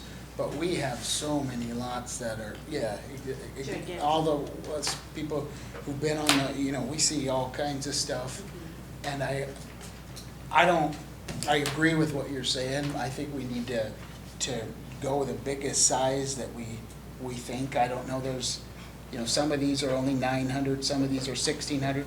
If we did a 1,600 square foot, I mean, if we doubled it, just throwing an idea out there, doubled it, and it meets all this guy's setbacks, is he gonna go through a variance process to gain another 80 feet or something? He probably wouldn't. He'd probably just be I would be happy with it. that. It's an idea I'm throwing, and if he wanted to get a bigger one, conditional use, just like, Right. John said, and that way his neighbors still know what's going on and get a letter and, What, I think one thing to consider in this too is, what's the intent of this ordinance? What are we trying to limit? And I think one is especially when you look at R3 and the smaller lots, is the green space. And are we just gonna have built rooftop from start to end? Or are we gonna have, cause then you have drainage issues and water infiltration and So I'm assuming that's part of what we want to look at. And then the other thing is just neighborhoods and what they look like. Well, I think in this, inside the city limits, I believe that you can use 35% of the buildable, of your lot space. Of your lot. That's total, that's your That's total, house. that's house and all Yeah. your buildings, Yeah. you know. And I would be happy with, for R3, I'd be happy with that. 35% You wanna go with 35. 35%? I mean, that's What, up for discussion, but I could approach R3 the same way the city approaches their lots. Because that's high density. and how many square foot would be a house? Okay, an Be like acre, 2,200 square acre foot is roughly. 43,560. What is it? So half of that would be like 2175 or something like that, roughly. It's, That's 2175, so that would be 6,000 total roughly covered, including the house. Minus So your that would- setbacks too, so Yeah, take your setbacks out, so. And if you look at all of these numbers, there's only, I think, 3 or 4 places, maybe 5 that go greater than 6,000 square feet, you know? well, that'd be a Or house. Well, most you of have If you it, had That's a all zone. but that's with their 1,500 house. square foot That's house. including the house, that's 6,000. This is just for the building. So 2,000 square foot house And 2,000 square foot building would fit with would it, be not a problem. yeah. I will confirm those, because sometimes they calculate impervious surfaces for coverage, which would mean concrete, Yeah, asphalt. They don't worry about gravel, but it goes back to Joe's comments on Yeah. drainage. Anytime you have a hard you surface, can't run it that off on the can't, that neighbors. water will, you know, you're now creating impervious surface. So your roofs, and people forget about the concrete, well, that's new ground that can't, you run a driveway to your new accessory building, well, now you've created a lot more surface that won't drain. It'll cause more runoff. So when you count that 35%, are you counting strictly rooftops or building I'd say square hard footage? Are you surface. talking about this? Now, I've seen it both ways in communities. So just decide if you want to go that way. how Well, it what I goes. read was building, but, I mean, I don't know if it is. The city doesn't have many half-acre lots either, though. No. So, I mean, No. that's allowing quite a bit. Yeah, so I mean, I don't know if you wanna back it off to 25% or 30%, but then how many people in that actually have a lot of, you know, concrete driveways and stuff like that? Usually that's not a real rich neighborhood. They wouldn't, and in the city, I mean, the county, you can get away with pole barns. I mean, that's, Right. you can't get away with a lot of neighborhoods in the city with a pole barn. Right. But So, I figured my lot's almost 3/4 of an acre in town, and I don't have a huge Basically. lot per se. mhm. You put a building, what were you saying, how big a building? That would be about 6,000 square feet, but that's including the house. That's total buildings. So Still a 2,000. big house is 2,000 square feet. I mean, that'd be a big one, I'd say, What, yeah, around Yankton. Yeah. footprint, the footprint. The Yeah, the footprint. footprint, that's 2,000 would be a big house, so that 30 leaves by you 70. a 4,000. Remember, we've also, in some areas, we've got septic systems that can't be covered also. True. Right. No, it's a good You know, point. that is a huge part, especially in the lake area. Yeah. So, Well, and you got your driveway, and you got there, you know, there's other things that take out of that too, plus the setbacks, so it's not, you know, Okay, so you It's a wanna rough knock it figure. back Well, to 25? And that's, I was gonna say, I'm not locked on 35, No, but I was I just like using that that as a approach, benchmark, that 'cause- approach, and I was just seeing if But when people you liked look at that the total approach. numbers, there's very few people that are gonna go above 2,500. I mean, there's very few. You know, the 1,200 was like, yeah, almost everybody. But that's what Well, our- 2,000, you know, 30 by 40 is 1,200, and then, you know, greater than that. So I think that what you proposed is a good idea. And I think when you rewrite the ordinance, you gotta say that it has to meet setbacks and cannot cover existing septic drain fields. Wherever they put the building, because that kind of almost develops another setback, right? They put drain fields in the middle of the backyard, then it's 25 feet to the side yard, this many feet. If you can fit in this hole, go for it. Yeah, we just have to be, stricter on what the setbacks and what they're allowed. And if What your if- lot allows it, go for it. Yeah. Right. I think we've had more trouble with the view part of it, really than anything, especially in the lake area where. That's part of the height stuff, yeah, Yeah. it's the view in the lake area. And where the roof type, least that I've been on, we've had a lot of problems with Right. that. You know, the only problem I have with the lot percentage coverage is, not that I'm generally looking out for the zoning administrator, but it's gonna put an awful lot of, you know, pressure on the zoning. He's gonna have to go through all these lots and figure out different lot sizes Well, they should and have all a that kind of plat with stuff. the I mean, it numbers. isn't like, Shouldn't they? Shouldn't they have a plat already of well, it what isn't, lots? yeah, but it isn't like the city. In the city, everybody on the block is kind of the same Oh. and, you know, I have a 15-acre lot in R3. See what I mean? I would have. But I also own yeah. lots that are 40,100 square feet, you know, in R3. So, As an administrator, and that was my next statement, you would have to, is it doable? Yes, but you have to pull up Beacon, hopefully that's accurate. It'll give you point whatever acres. And then you're gonna have to look at probably DOE and get the square footage of the existing structures. And hopefully they drew those, you're gonna have to assume they're accurate, and got all the sheds. But if it's a not good looking shed, they don't record it, which I've seen before. I see it on the aerial and I pull, oh, well, they didn't draw that one in. So you get in there and you try to measure on the measurement tool. So what which if isn't we- that accurate. Yeah, and I can see that being a pain. What if we work backwards? We say minimum of a half-acre lot, and let's say it's 35%, just, that's what we're working with. just come up with a number. And just say the average home is gonna be 1,800 square foot, and the driveway's gonna take about this much, and this is gonna take this much, and let's take all this out, let's leave our setbacks, and let's see what we have left. That's what I think. And it's probably gonna be in that, 1,200, you know, 1,200. 1,600, whatever. Otherwise, it's gonna be a long formula that's different for every single person that comes in. Right. Right, On their lot. I can lay out some different, Mhm. some of that for the Averages. next, I'll do a 25% or a 35%. Or you could look Could you at the- go back to where we started, but do it backwards? You know, when we started this, it was, what was it, 75% or 100% of the principal floor area? Well, now let's go bigger.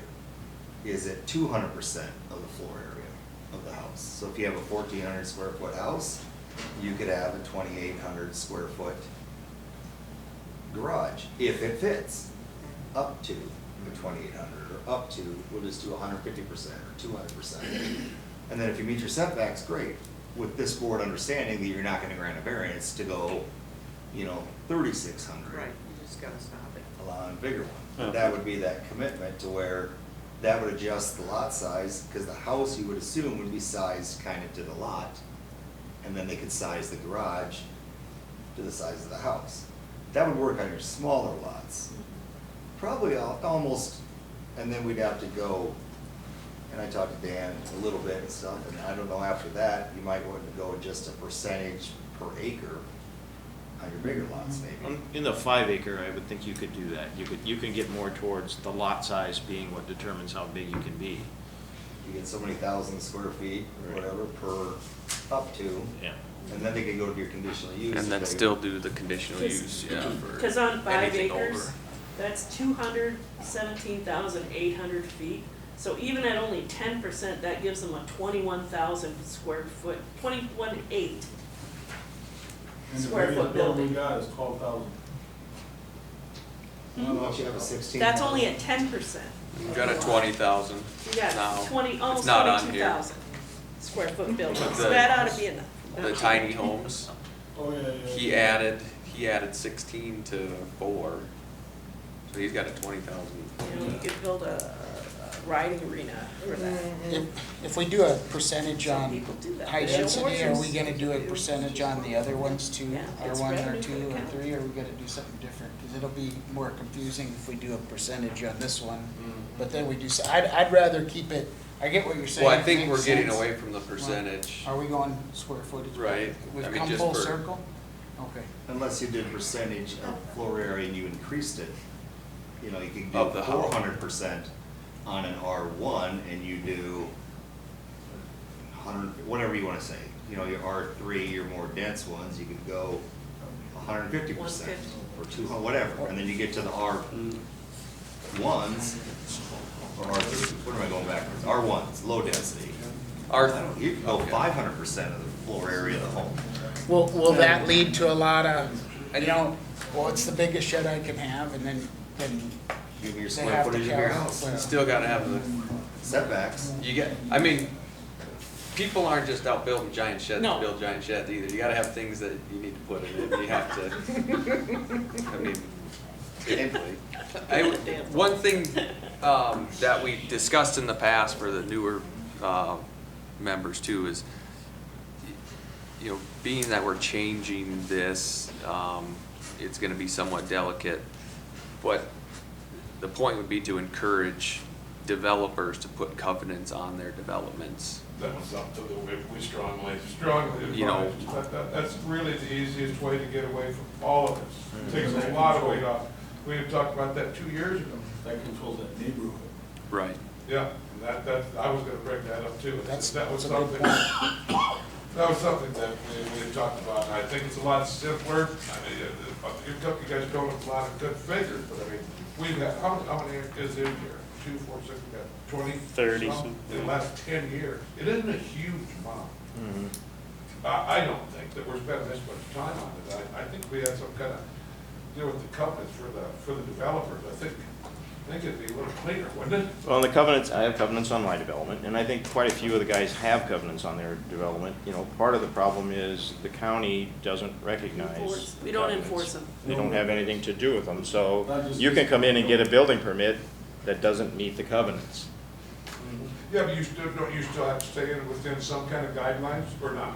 Well, then I have to sue you. That's how it Right. works. That's their. You come in and get a that's building their permit, and then I have to sue you, enforcement. because you got a building permit that didn't match the Or they zone. have- Okay, because of your covenant, yeah, okay. That's how it works. The covenant is between landowners, you know, but the county doesn't adjust what they do for different covenants in different developments, so yes, covenants are a good thing, but you have to start with something that's realistic in the zoning, otherwise you're gonna be blowing everybody's covenants, and everybody's gonna be fighting with all the people that came in and got permits that didn't meet the covenants. But as a developer, you wouldn't want some gaudy thing anyway. You're still gonna have pretty sensible Right. buildings. I mean, if you're a good contractor or developer, I think you probably would take care of that probably better than we would. What he's saying though is if he has a covenant and you Yeah. live out there and you build whatever you want, the only repercussion is civil action.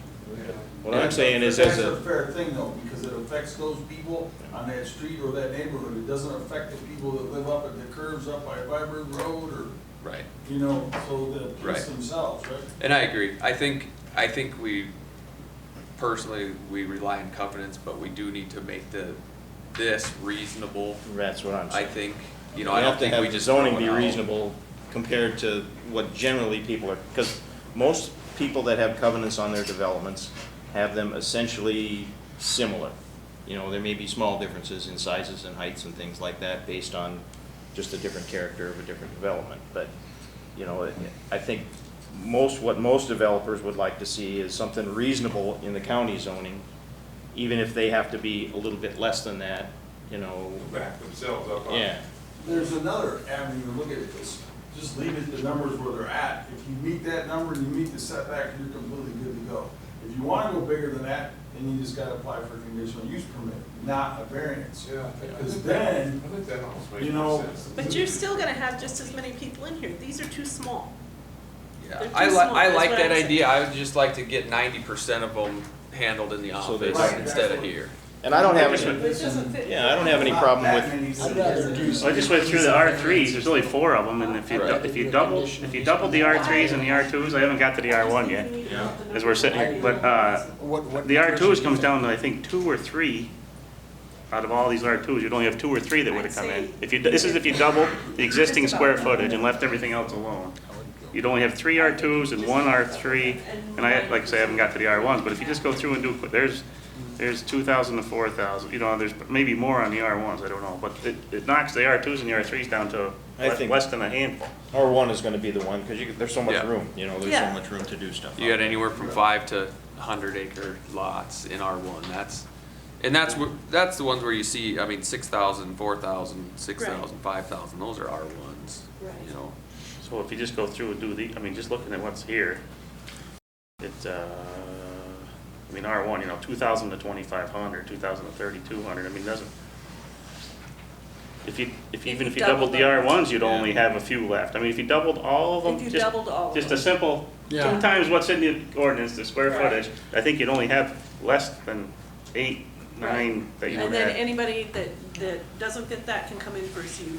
Yeah. And it could be like you, We're done. they've got a We're 15 done. acre That's- lot in R3, Mhm. you know, and then they'll come and talk to us, we'll work with you and we'll figure it out. What about the sidewall height? Do we want to? Do we want to bump R3 up to 12? I don't know. What's Is it? that a problem? 10 does seem a little low. 10 is the height of the exit Does- sign. You got a plan for camper, basically. Our camper's 12'9". When you get a 12'9", you have a 14-foot sidewall. There's a 2-foot drop, or roll the door. So would you see a problem with 14-foot sidewalls? That's going up quite a bit. If It's a going guy quite wanted a to put a bit. lift in there, 14-foot sidewall, he can still put a lift in In an R3? R3 seems Too a much, little right? high.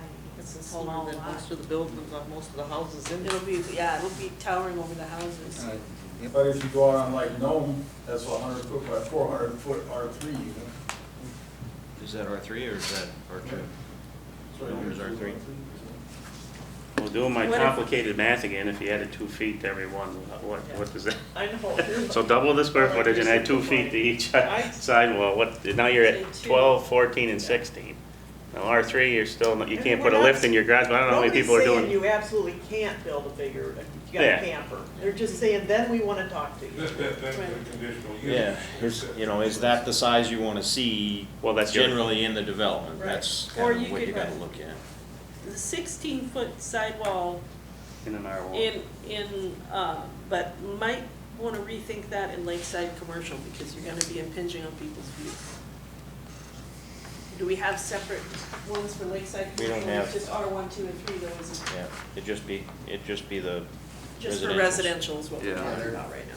Yeah, lakeside commercial, you've got You can do whatever you want. 30-foot sidewalls easily on some of those storage units. Yeah, that's true. Yep. Would we want to do Plus- like a Okay. conditional use permit on a sidewall higher than 14. that? Well, or I maybe mean, leave it at 10 or maybe go to 12? I think in the high density, Guess we're high density. are You we, don't wanna if we're have looking it- at R3, Yeah. I still kind of equate R3 closer to Yankton City, I guess. It's Riverside. I mean, people within Yankton aren't parking campers inside.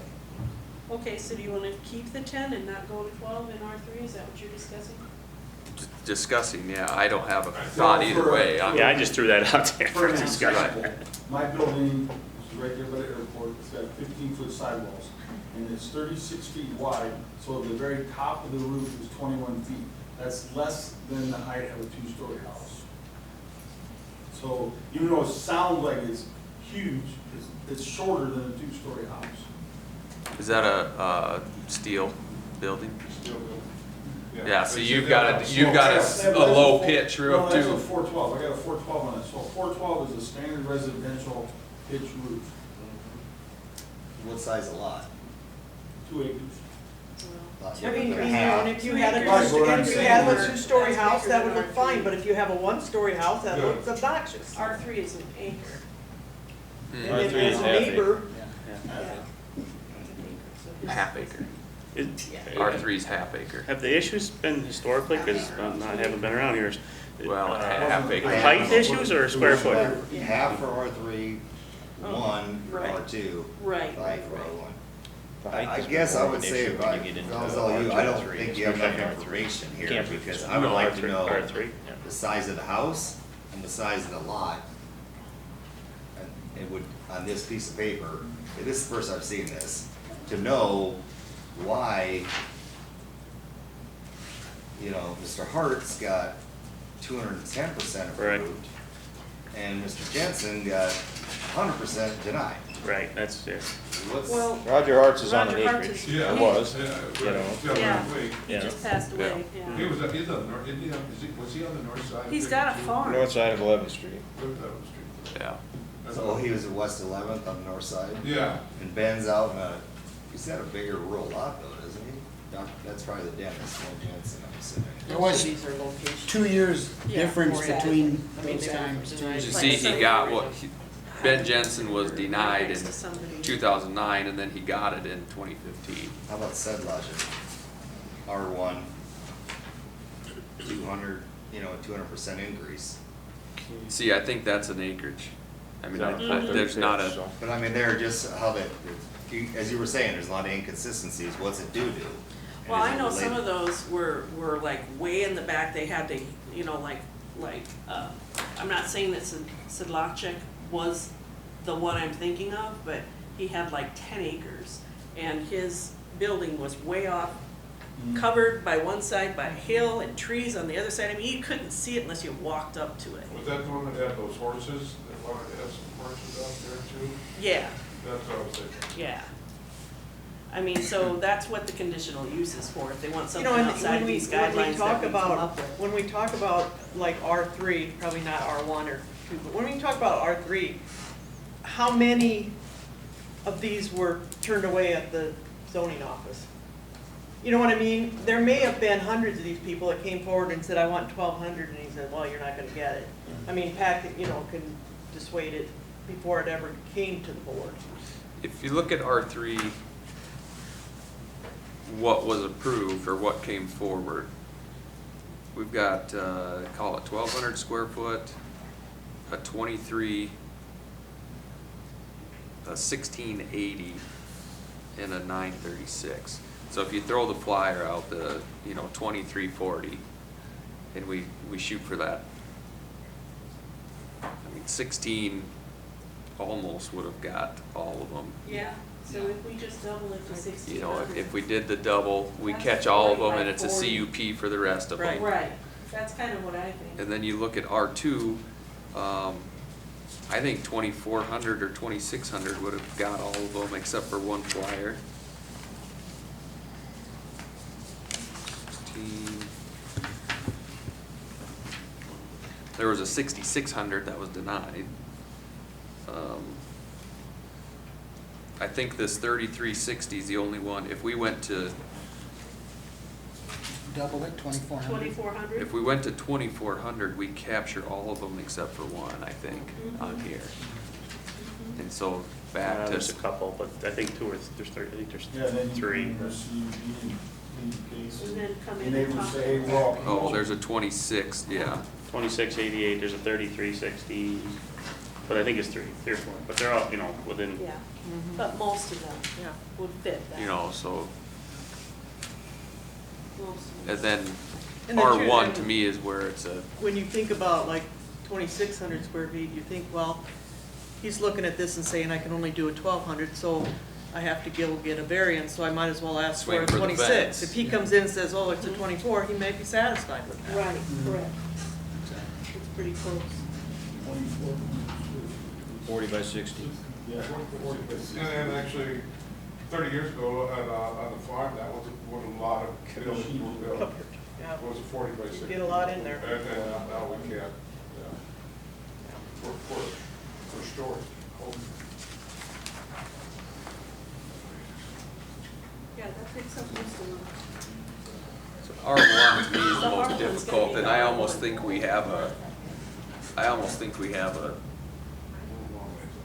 a set structure size, and then over so many acres, it just goes away. I would be fine with that. But As long I as- don't know how that impacts that either, if other people have input. I mean, if you've got 40 acres, Yeah. boy, who are we to say what you can build on that? More tax revenue. I don't think there's a lot of 40-acre ones in the 5-acre. Right. You know what I mean? There's more often like 1-acre ones in the half-acre and Sure. 5-acre ones in the I mean, 1 most acre. of the There isn't, ag would not- in the 5-acre part, I don't think there's that many really large tracts that are developed. There's a couple probably that were like Hatchiskis that are just undeveloped yet, you know what I Right. mean? But I don't think you're gonna have a lot of places where somebody has a house in 40 acres, because that 5-acre area is mostly confined to the north portion of below Highway 50, between Highway 52 and Highway 50. Sure. For the most part. But it does vary a lot from 5 to 15 or 20, you know. I did not bring my book down, I was carrying too much other stuff. R2, number 1, is there accessory ag structures? Which one of them has accessory ag structures is like number 1, I can't remember for sure. Which is a little slip, R1 you're asking about? R1 or R2. I think it's actually R2. That's which will remove it. permitted structure? No, conditional uses. R1 has, R1, accessory agricultural structures. In an Is a R1. conditional use. Okay. That's how you get around an accessory structure. There's no limit to an accessory ag structure. So you're saying go for a conditional use. Well, I was working with a guy today. Well, just go for it. Well, that can be denied though, because they do have to come to us for the conditional. But you have to come to you, true. But if Yeah. you're an R1 and ask for, you have 5 acres and you have plenty of area, there's no size limitation to that. So I have a gentleman who has, has a rototiller, has a seeder, has all this other stuff. And I said, yeah, but you're in an R2. I said, but if you can convince your neighbors to come in for an R1, which you all have at least 5 acre plus lots. Well, I think they do that because they want to protect it, because we don't have any covenants. I said, well, protect your interest. You want large lots, because you don't want someone deciding one day to break it out into 1 acre lots, because you're R2. I said, then you can come in and ask for conditional use for a ag structure, because he's tied to the 1,200, and he wants a 3,000. So, I mean, there's an example of having a limit size, but a way to get around it for the larger, for your 5 acre tracts, I guess it is. So that ag structures is it's an R1, not R2. So Right. looking at the conditional use, yeah. Yeah, then we had, I couldn't remember which one, but it's right, he was an R2, and I said you could ask your Could neighbors apply to to be petition to R1. rezone Sure. to R1, and then you'd have, you could do a conditional use at the same time. But Can I- that's just a way you could get around it by doing a conditional use, calling it something else, Sure. not those bigger ones. Then you also get into the argument of what is and isn't an accessory agricultural structure. You know. And it's, I think it's. We have a definition right here, a structure customarily incidental and necessary to farming or raising of animals, including barns and other shelters, corrals and fences, silos and storage sheds for machinery and crops, so.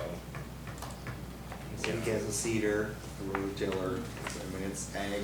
Camper and a I boat. think it'd be just No, easier it's one to, vote. Well, just to add it as a, just like you said, set the size and a structure bigger than this is a conditional use. It Yes. doesn't matter what it is, because you're I still mean, coming in with a here's- conditional use anyway.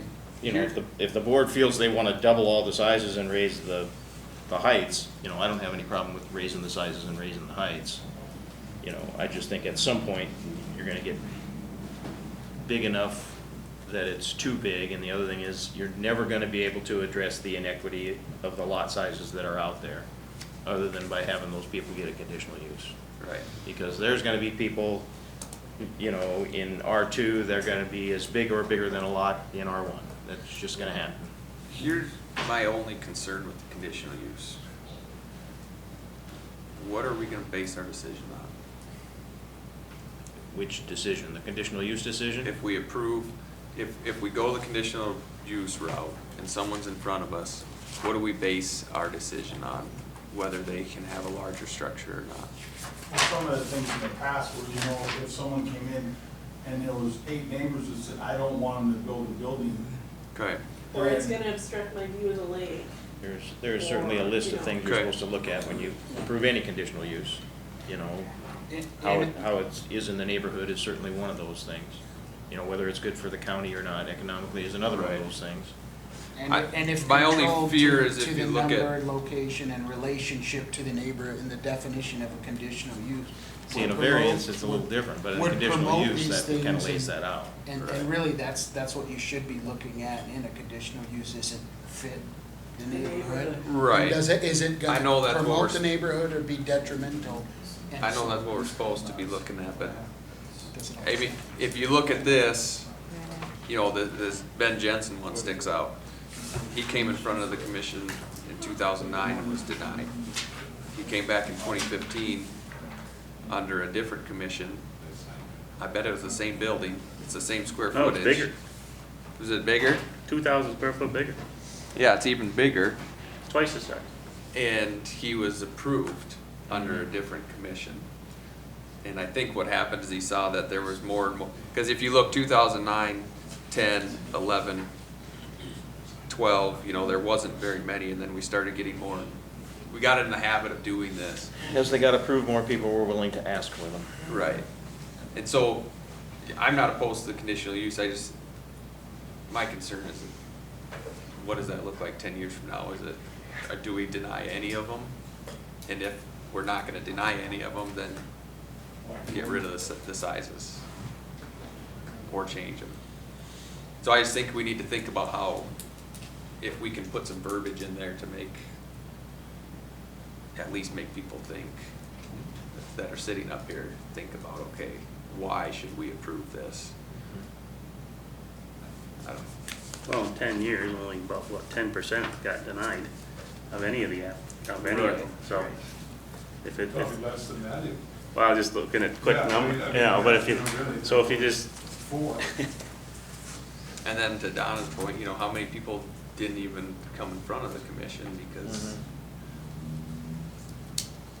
you know, they're sitting at home, they built a 1,200 square foot garage, and now they're mad. Their neighbor got a bigger one. Because their neighbor Because got I a didn't think bigger we could one. have that. Yeah. See, one thing on that too, and I think Joe brought it up accidentally in a way, we talked about Ben Jensen. Ben Jensen built a sports field. Okay, what happened to be in a big shed. So conditional uses are regulating uses, not the size of buildings. That's variances. Variances deal with linear measurements exclusively, not uses. So Ben, probably, if you look at the ordinance, probably should have been in here for a conditional use to operate a sports field that generated additional traffic because the kids coming and going and so forth and so on. I would probably look at that as a conditional use in an ag district. Just as if you're building a football field or something that's not normal agriculture, but I don't know what district it was in anyhow. Whereas an additional building would be larger in size is a variance, because you're dealing with linear measurements, whether it be sidewall height, area, whatever it may be. So I would say it's almost like you're still gonna have to deal with a public hearing process, but keep it in the family and still deal with the variance. You almost have to have a variance, but you don't grant a variance without it accompanying a CUP. In that You have to situation, but I'm list saying your- if you're just generally doing a building, you up the sizes, and if they still wanna be bigger, then you do what you're doing now. You need to address it as a variance. Or you put a policy in place that says, here's our new sizes, and we're not gonna go any larger. Our general practice is we're not going any larger than 10% of this. So if you get someone like our last gentleman who had, what was it, 286 square feet is what he was asking for, he maybe would have qualified. But don't come in here and say, we've already doubled, or whatever you decide, and want to come in for another 2,000 square feet. Don't waste our time. You know, that gives whoever's in the zoning administrative chair say, yeah, you got a better chance if you're less than 10%. But if you're over 10%, certainly you can make a run at it, but this board is not in the habit of, they've increased the sizes, they're not in the habit of granting additional variances that are greater than 10% of the total, or whatever you want to do. But I think you need to keep it in that measurement family. Or you're just doing another public hearing of conditional use versus a variance to do the same thing. But he does have a good point in that you're zoned R3, but you have a 15-acre lot. I mean, so there are exceptions to that. Yeah, I mean, we're not against them on building a Bigger building, just but we can't, provided that. we can't provide a number that everybody's comfortable with. Right, right, and so that's why, you know, if you're gonna use a conditional use or you're gonna use a variance, there will be people that will want a larger building but be able to accommodate it due to the size of the lot or maybe setbacks or something that, topography issues where they can only put it here, you know. Well, I mean, there are I individual agree. needs I- that, but most people will fit within these that have come before us. My issue would become then, and I agree, I mean, you've got 15 acres in an R3 and you want a larger shed or accessory structure, you know, even if it fits, great. But then we're still back to, my whole goal, and this started, I think you guys talked about it prior to me being on the commission, but if you read the definition of a variance and what you should have to go through to get a variance, we should not be giving out very many variances. And to list a specific hardship to say, I own 15 acres in an R3, I want a bigger shed, that probably doesn't cut the mustard And the as far as what hardships a are not hardship due to is. your, well, the Right, so actions of the applicants. we need an avenue to maybe allow this, if that's what we want to do, but Well, and then We with need an the avenue to conditional do it. use, you can put conditions on it also, Yeah. if you do it. And Right. if, and if the What I'm neighbors are hearing- against it, it gives them a chance. Just to Brian's The statement that it neighbors should are be against it, a gives them variance chance instead of a provided conditional you use. If say, you look okay, through I- permitted I- uses I'll let or you conditional explain it, uses and if you think in it's either of like these, right about conditional it. uses in section 707 is bed and breakfast, churches, dwellings, two-family, manufactured homes. These are buildings. These are buildings just like a garage is. You having a garage is a use in the same way that these things are a use. Well, and that's a very good point, because here's another issue that this county has had and it's not handled probably in the best way. I want to build a garage, and I'll build the house 5 years later. What do? You don't do it, No. because it's illegal. Right. No, you don't. You give them a conditional use, or you give them a variance, neither one which is legal, but that's what you do. This is where I've been with covenants. I have covenants against building any outbuildings without having a residence first in my development at the lake, because all people would want to do is come and build a shed, and then that's all they ever have. You know, they come up on the weekend and they hang out and they got a little shed. Yeah. So, The you reason know, I'm saying that is it has happened, it's occurred, and they've been granted. So, yes, thank you for triggering that, John, because if you want to do garages as conditional uses, then that's how you're going to have to address them, because they've been granted as conditional uses, even though they're not listed as conditional uses. And that's something to maybe consider for the future. If that's something you want to allow, and then let them build their house whenever, that's something to consider. And maybe one way to do this is take this accessory building sizes out of every district, put it in supplemental, and just go through and assign it. For this half acre, you get this size. 1 acre, you get this size. 2 acres, you get this size. And just run it through supplemental to whatever point you want to run it. And then after that, tell me what it is. At 5 acres, it's a percentage, we don't care. And that way, so if I don't care what district you live in. If I have a half acre lot in an R2 district, I get 1,000 square foot building and such sidewalk. And if I have a 2 acre lot in an R3 district, well, we go to supplemental districts, because it's pursuant to section blah, blah, blah, go in there and say, 2 acre, I get, I don't know what you're thinking, so many square feet, and this is my sidewall height. And it's based on, as you said, lot size and so forth. And then, and if you want to say, except in R3, you can't go any higher than, a 10-foot sidewall, but you can still have 2,000 square feet.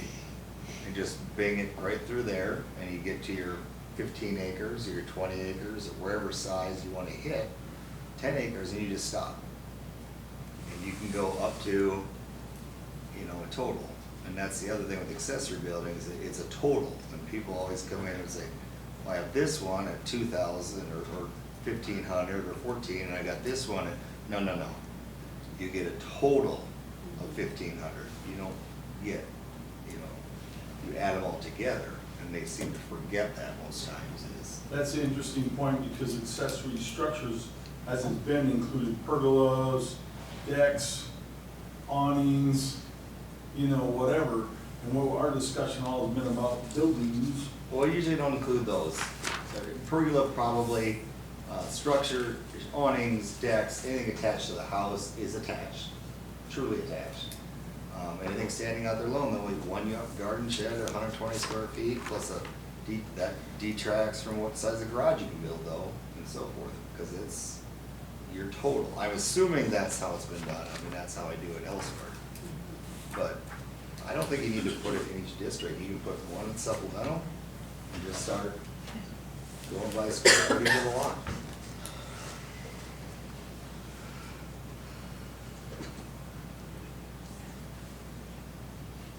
Or do a combination, or you might have kind of said that, do the size, your footprint is based off of the size of your lot, and the sidewall heights is based off of the district you live in.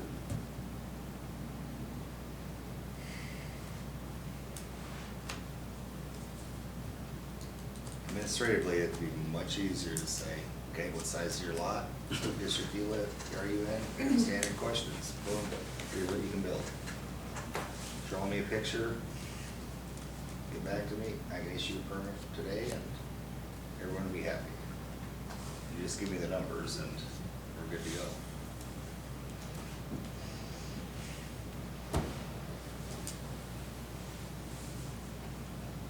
Administratively, how double the numbers that we have, how would that work? Pretty easy? I think it'd be pretty easy, it's hard to picture in my mind what that would do to, you know, what is a 1,600 square foot building look like on a, well, yeah, old Riverside is narrow and deep. New Riverside, 2Ds, Curlies, that area, I'm not sure exactly how they're laid out. Tooties and Curlies is still fairly deep. Yeah, those are like at least an acre. Those are actually, yeah, I think closer to an acre, those lots. Across, you get into, I'm just thinking our R3s, we got Rainbow, you know, they're not. Those are more like 100 by 200, 120 by 180 kind of. They're not as deep, they're more like a city lot, maybe a. And then part of back them city is lot. not part of the lot, there's alleys behind them, so, Yeah. you know, that's not usable. Well, that method would certainly get or help address the 10, 15 acre lot in an R3. But Then it really comes down to the argument we've had for years. At what point did it become a right to have a building with 16-foot sidewalls that you can put your camper, your boat, and whatever else 5 steps from your house? And a privilege. Public feels it's a right. And you should grant them the variance and they should be able to do that. And that's up to you, what's the right and what's the privilege? And the privilege needs to go to the public hearings, and what is the right that we should be able to come in and get a permit to do today. Like Lou said, well, a camper needs to be 14 foot high. Well, is that necessary? We really don't have that height information on here. I mean, No, we don't know what the heights are. we don't know if that's been more of an issue or not. It hasn't been as big of an issue from but, you know, I'd say 20%, 25% have also, and it seems like it's more of an issue when somebody's going, if I'm gonna get a variance, I'm gonna reach for the star, and then they go as big as they can. But it hasn't been, as big of an issue as the size, I'd say 20-25%. Maybe. And especially when you're dealing with some of those areas, with the lake, like Zane said, the height is actually a much bigger issue than the size of the building. Because people are worried about their view. Sure. That's what I remember. But our zoning doesn't restrict views anywhere. No. So, If you want the view, by all the land in front of it. yes, exactly. Simple solution. I don't know, it seems like, I mean, it looks like we've had 31 of these cases in 10 years. It hasn't been huge. Are we really overdoing this? If we do some modifications? Just of a I think double Small it, increment. they should meet the setbacks, and if they don't, then get a CUP. And I think to what you're And I think saying, you'll Zane, hit- is you'll hit a most lot. of them, You'll hit since most. about 2015, that number is, I think, snowballing each year. You're right, if you look at it, but 10 years, but, 2015, 2016, there's more, 2017, there's more, and there keeps getting to be more all the time. And our ordinance, says that, we shouldn't be granting these variants if we could make a Start setting rule. precedents, we just Yeah, went through this last exactly. month, or 2 weeks ago, you So- came, we started precedent, we're like, well, Yep. that wasn't a hardship, there was no hardship there. Exactly. So I think we need to Yeah, address so, it. So. but if it's a But we give it. CUP, then we Yeah, I can know. put conditions on it, I think it's better than a variance process. And it gives the neighbors a chance to put input, if there's 6 of them that are gonna be impacted because somebody wants to build a 16-foot sidewall just more building in concerned with front the of their sidewall houses or height. something. I agree. Then I you want can, green then you can space, I want address plenty it. of green space, I mean, I don't want it all, but most people won't do The height that. is the thing you're gonna get problems. I- with. Day in and day. For your, yeah. The height will always be. If you had 10 acres in R3 or R1, you could do whatever you want. They're the same size. The sidewalk. Well, I think the the R1 and the R2, it's much easier to double them.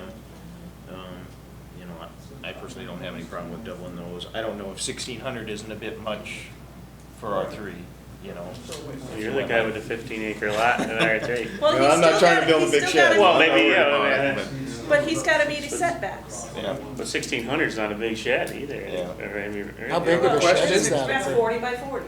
Same size. Huge. The question too with your 15-acre R3 lot If it is, doesn't fit the is, setbacks, you gotta come in. does it still, even though you've got that, does a big shed fit the neighborhood, or can you subdivide that? Well, that's a part of it too, because it's half acres on both sides of this 15 acres, everybody else is half acre or, 3/4 of an acre or whatever. You could build a big shed and then you could subdivide that out, Right. develop it. And now Not all of a that sudden any of you that's got in the works, but 6,000 square foot shed but on. that's where I think half the acre. going based on the size of the lot just doesn't work. There's not like, in the city, there's difference in the lots, but you might be 70 by 125 instead of 60 by 140 or something, they're all gonna be basically close to that 1/6 of an acre or whatever it is, that's what they all generally are. But out in the, City, the yard, is that what it is? yeah, somewhere's close to Six. that, about a 1/6 of an acre. 115, But once you get out in the county, then, it changes from one end of the development to the other, it changes from one side of the street to the other, and, Yeah, there's a lot it of changes quite a topography bit. issues and stuff out by the lake because of the hills and the trees and the gullies and. Mhm. And I think, make it Yeah. as simple as it possibly, can. This isn't Kansas, where everything's flat. Not in Kansas. City. Well, should we chew on doubling R2 and R3? We don't have to lock anything in. We don't have to lock anything tonight, we're not gonna make Should these we- changes tonight, but. And that and how do seem you the feel about direction? sidewall height going up to 12 feet in the R3 and 14 in the R2? Do you Just think change that- them all by 2 foot you wanna do, or? That's a suggestion, it's not, anything set in stone, it's just a suggestion. I think you just make them 14 feet, because not everybody's gonna do that. Mhm. You know what I mean? It's. That's the man. the Just make average them guy all is gonna come 14. in and see All 14? A 10-foot sidewalk, that's. Going up is your cheapest part. Or could we get rid of that and just, in Just each put a one of maximum those? height, who cares about the sidewall? Because you can put a different sloped roof on it, or you could, I don't know. Of course, then it doesn't fit the house, Yeah. match the pitch, and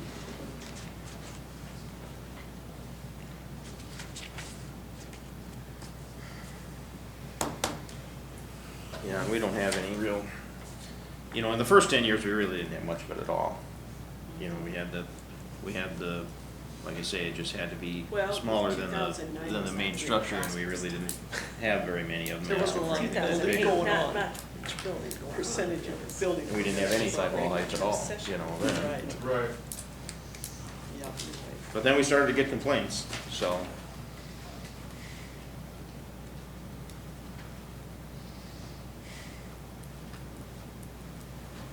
And I know there was, what would be our proposal for R1?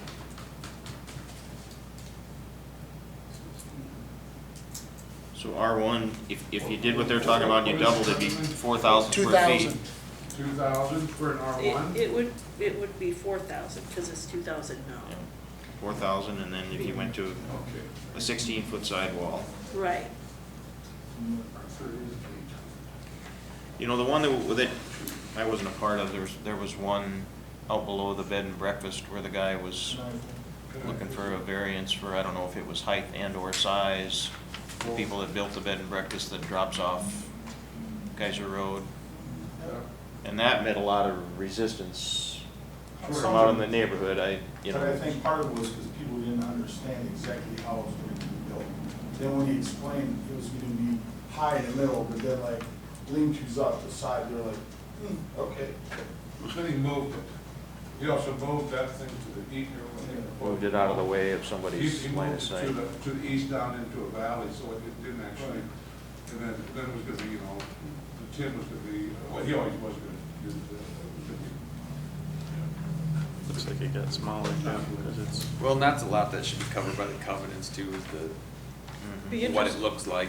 yeah, it'd be interesting to know how many of these sizes were varianced for setback.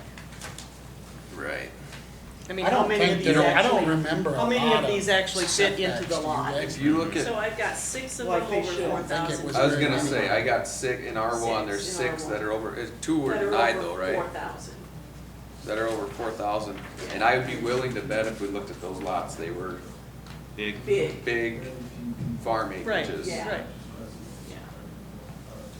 I mean, you're not, So obviously, I think doubling it captures the majority, but yeah. do we want it to drop off after so many Yeah, acres? I think that that's a reasonable thing.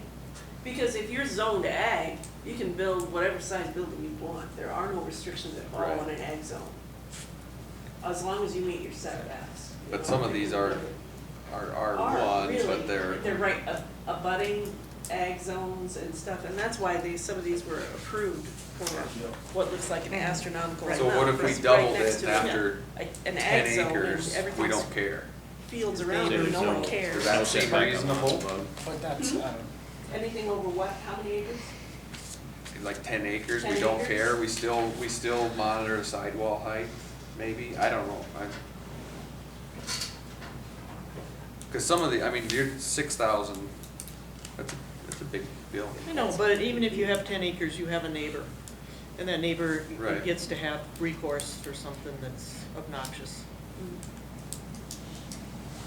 What size is a good utility tractor?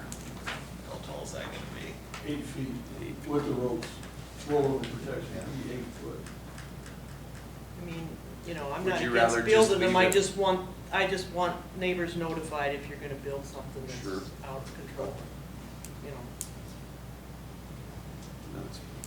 That's what I just think, if it is, you know, if they do come in and they're on 10 acres, Oh, yeah. I mean, Yeah. most I don't see a people lot have of trouble resistance to them it. getting the conditional use, other than Right. just the hassle of doing the conditional use, Sure. but. But it fits most of them. I mean, there's like 6 outliers. And I'm guessing, like you said, those are on larger lots. I mean, I don't really want to promote conditional uses, but it's way better than getting the variance. I just think the variance procedure, if you're given a bunch of variances, you should change your ordinance to encompass Yeah. what you're doing. Mm-hmm. That's, Encompass what the public wants. yeah. I why mean, we're here, within right? reason. Yeah.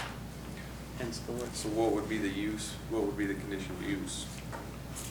For R1, it would be accessory structures over 4,000 square feet and/or sidewall height exceeding 16 feet as measured, and then it has a whole thing, talks about how it's measured in the, Yeah, the what's in there now. sidewall height is a part of the definition. But that's the two things you would be, the conditional use would address is square foot and sidewall height. So you could have just one, you know, it could be and/or, you can come in and maybe you're only gonna put 4,000 square feet, but maybe you need, 18 feet tall, I don't know. See what I mean? Mm-hmm. And maybe 16 feet's fine, but you want more square footage. You could, 16 feet gives you, if you wanted 2 stories, and fifth wheels are like 13 feet 9 inches, and 40-foot tour buses are 13 feet 9 Well, inches. maybe you should buy a different lot. If you got a tour bus. Yeah. Or go on tour. Or a campground, there's lots of them. Anything over like 13.9, that's the, Bridge roads. yeah, the clearance on the highway, so. Right. They don't know how to, unless they overpay.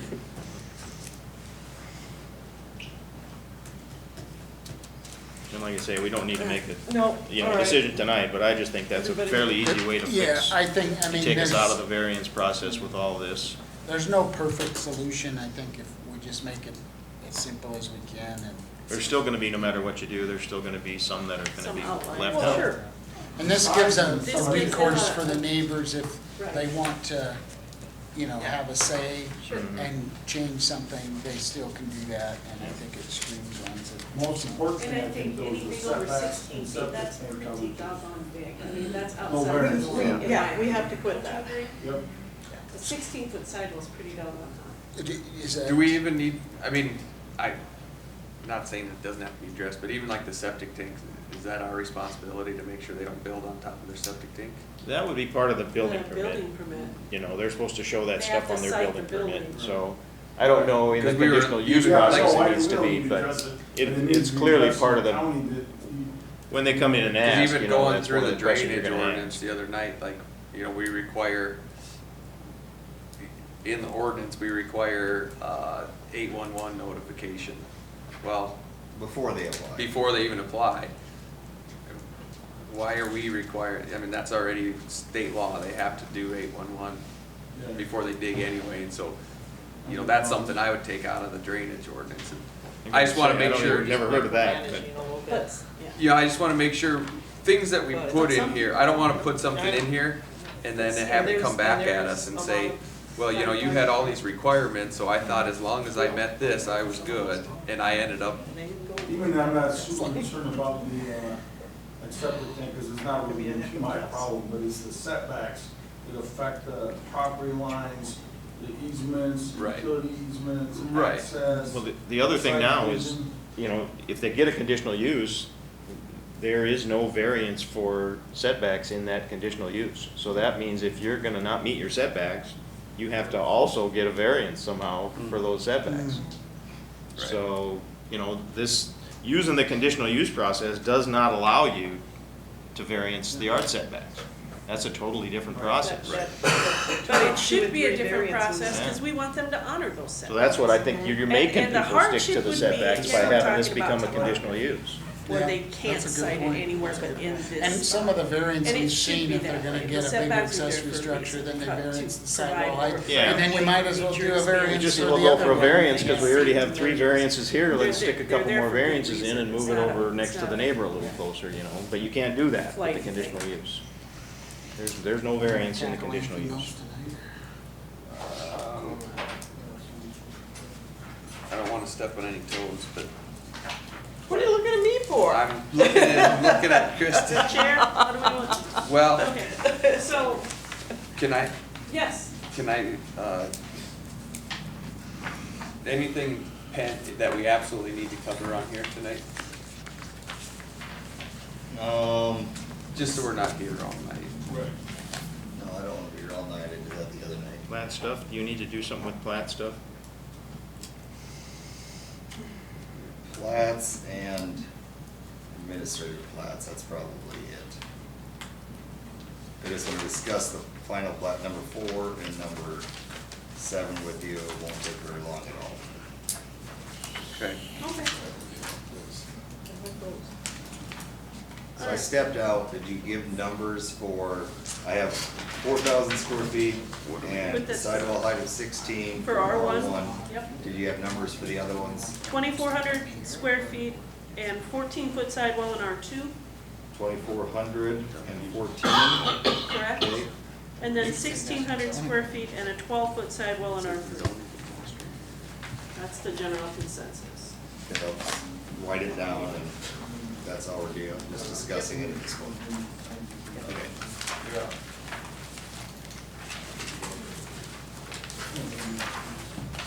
So just a quick question on what we're doing here, as we move forward and try to work out some of these kinks in this book and stuff, what exactly what's it gonna take to change these things? Well, once you get there, I'd want to get them all done, basically. Well, it's up to you. I mean, are we changing things as we go through the year, or are we waiting and getting it all, and then, I mean, We've- we're gonna have one We of usually these do it next month. So we could do like this area in accessory structures, we can change them. We ultimately decide on the planning commission, make the recommendation to the board, the county commission board, Yeah. and then they will carry it forward. Yeah, I think we're gonna have to discuss how we wanna, How many? do we wanna, Do the whole 2 book? years from now? Yeah, exactly, I say don't wanna do this, or this, do I we wanna wanna get started. do it article by article? I And think we should do it part of the and so time. we'll need that discussion. Yeah, Brian's on rented time, uh-huh. so he probably, And there's one- for now, won't be involved in that process, I guess. That's what I don't think the process, he's temporary and whatever, and I don't know that the process needs to move forward as part of what we're doing now, but I do That's think true. we can have these discussions and lay out what we want to do. I also think when we make these changes, I'd rather see us, you don't have to do it just one at a time, but do it in a little bit of a group, and then you get an idea if by chance the public doesn't like what you're doing, let's not throw out every single change we want to make. Let's give them a chance to, if they want to say this isn't the change we want, it shouldn't be so many changes at once that everything gets thrown out. Yeah. I would rather see us, Right. That's More just the me. opportunity I don't to- wanna rewrite the book, I just wanna Right. clean it up. yeah. And I think there's some stuff like this, And we I shouldn't don't, have to take a year to do it. yeah, I don't see a lot of resistance to some things, but you never know. But it's nicer to give the public a chance, if they're gonna weigh in on it and Right. petition something or do whatever, let them do it, Yes. The worst you're gonna learn, you did something wrong. Okay.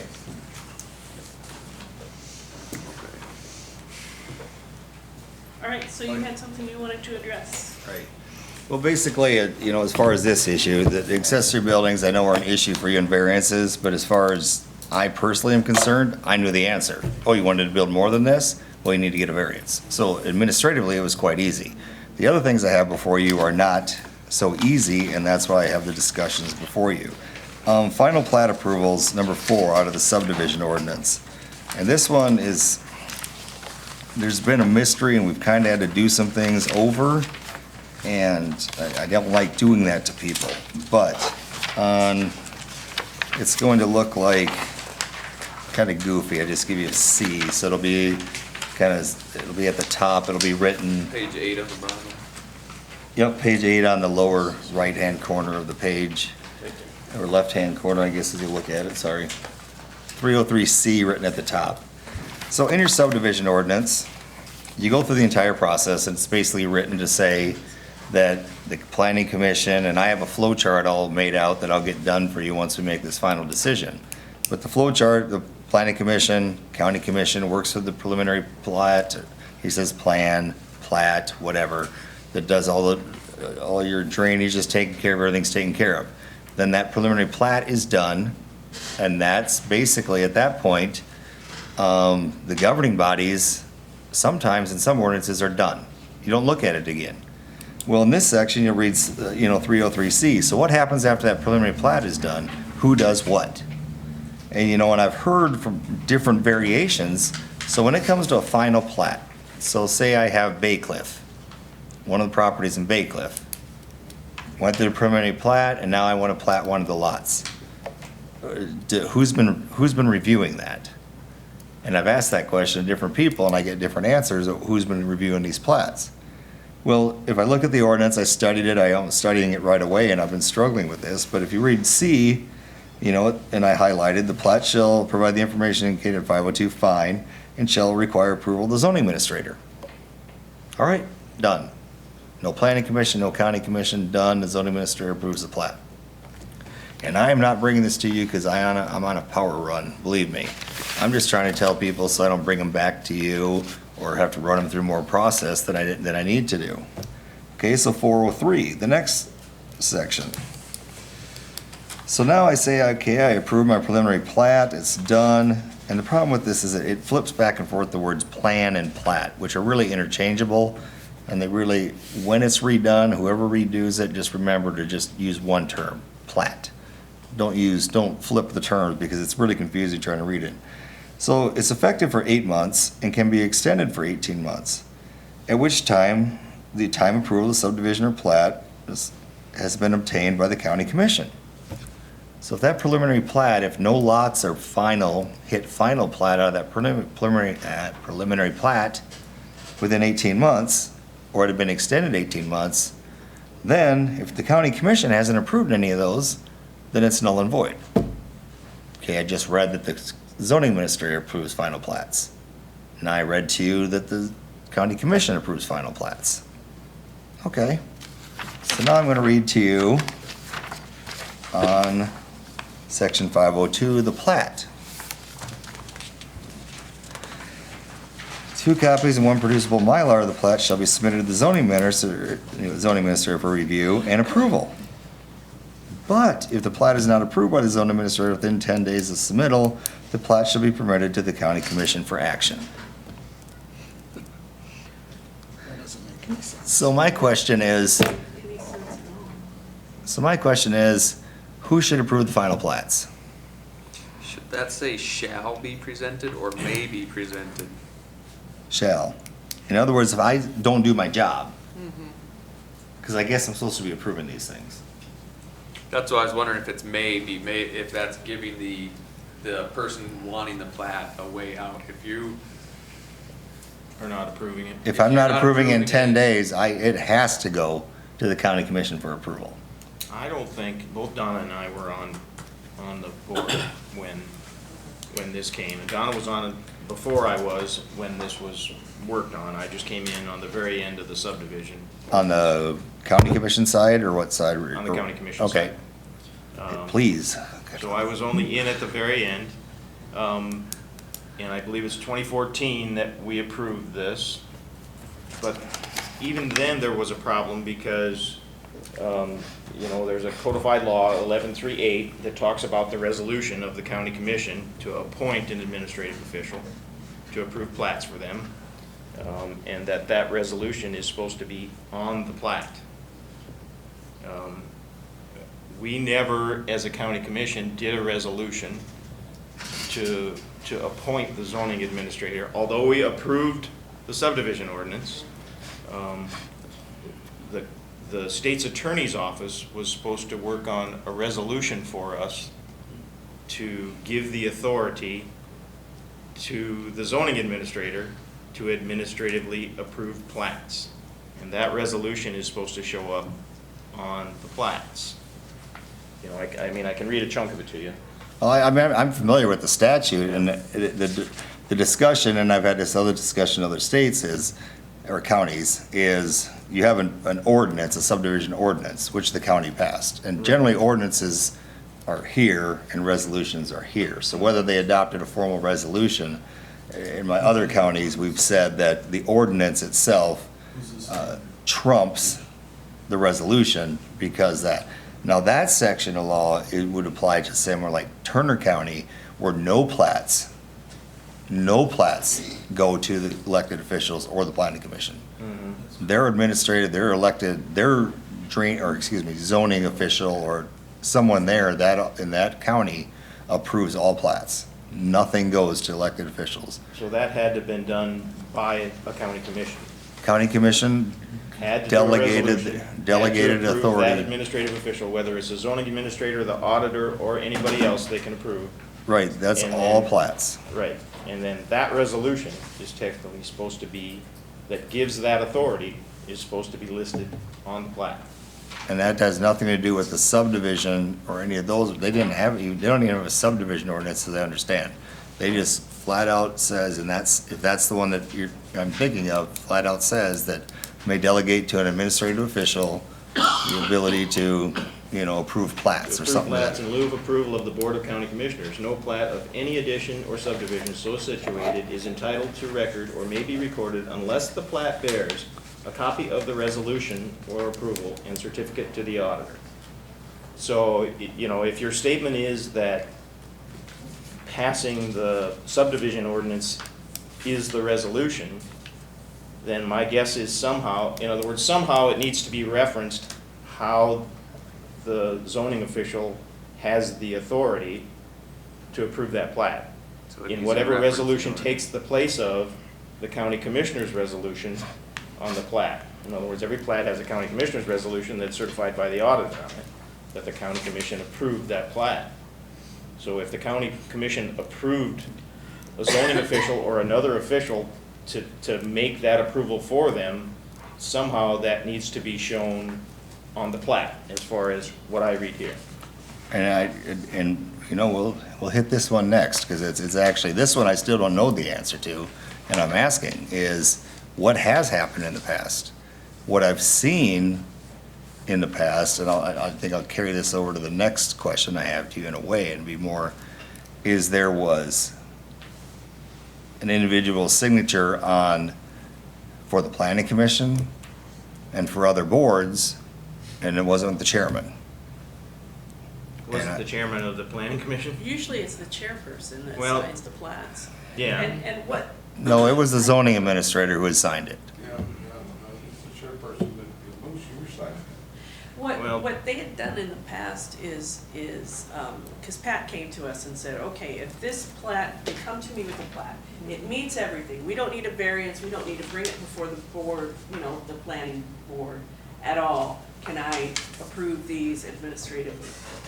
And we allowed him to do that, but if it comes before us for a variance or a CUP or anything like that, then it had to be signed by the chair of the planning commission and by the county commission.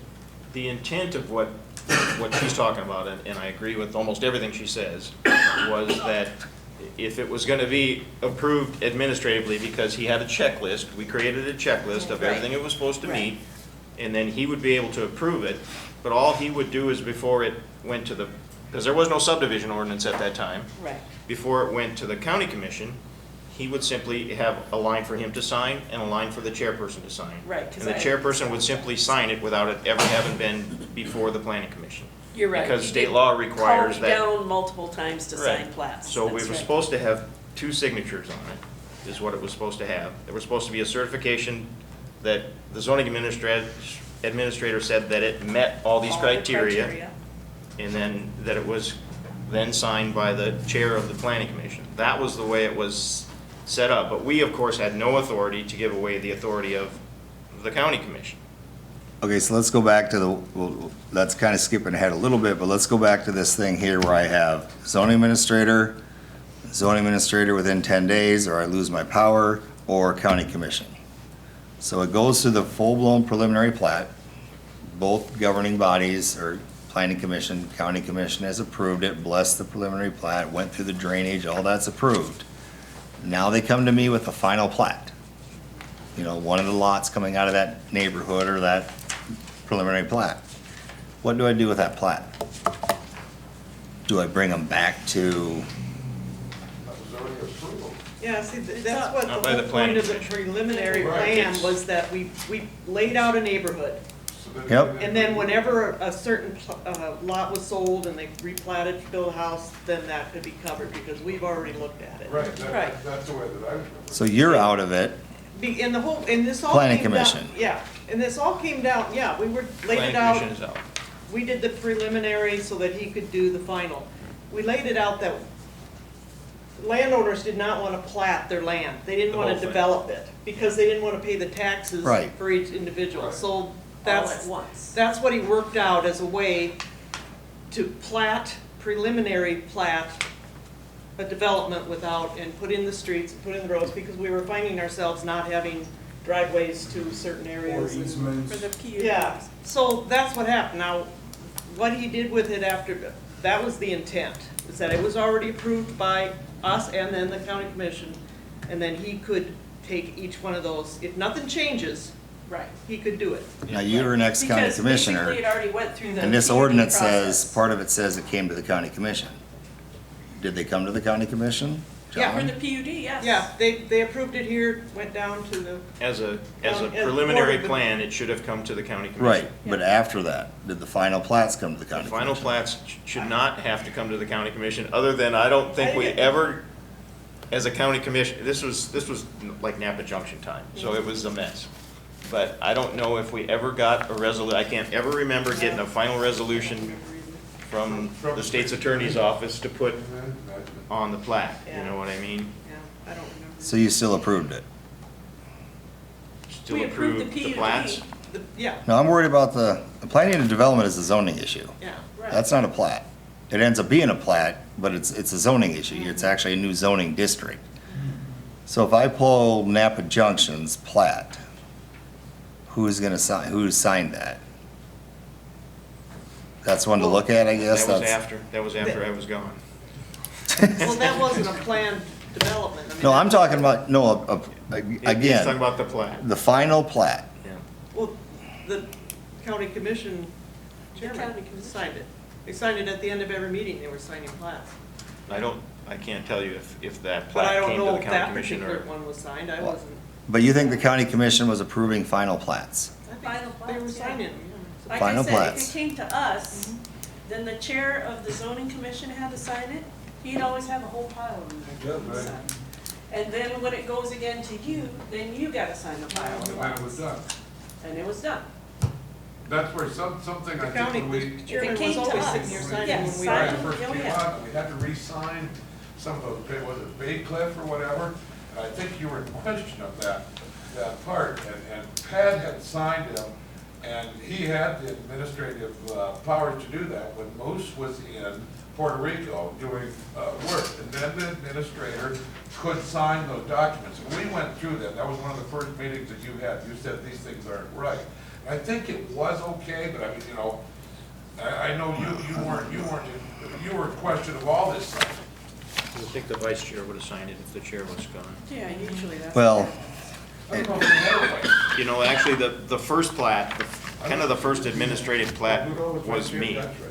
You know, we approved the Maybe who knows? We approved the subdivision ordinance, and I had a plat, but I believe that administrative plat only missed the planning commission, and that the county commission actually saw the plat because we didn't have a resolution to give that authority to the, I know it sounds like a mess, but I can't remember. I'm not So- sure we ever did an actual resolution. How about this, the next plat that comes before me is the child of a preliminary plat that was approved throughout the entire process of planning commission and county commission approval of the preliminary plat, and now it has birthed a child, final plat number 6. Do I approve that?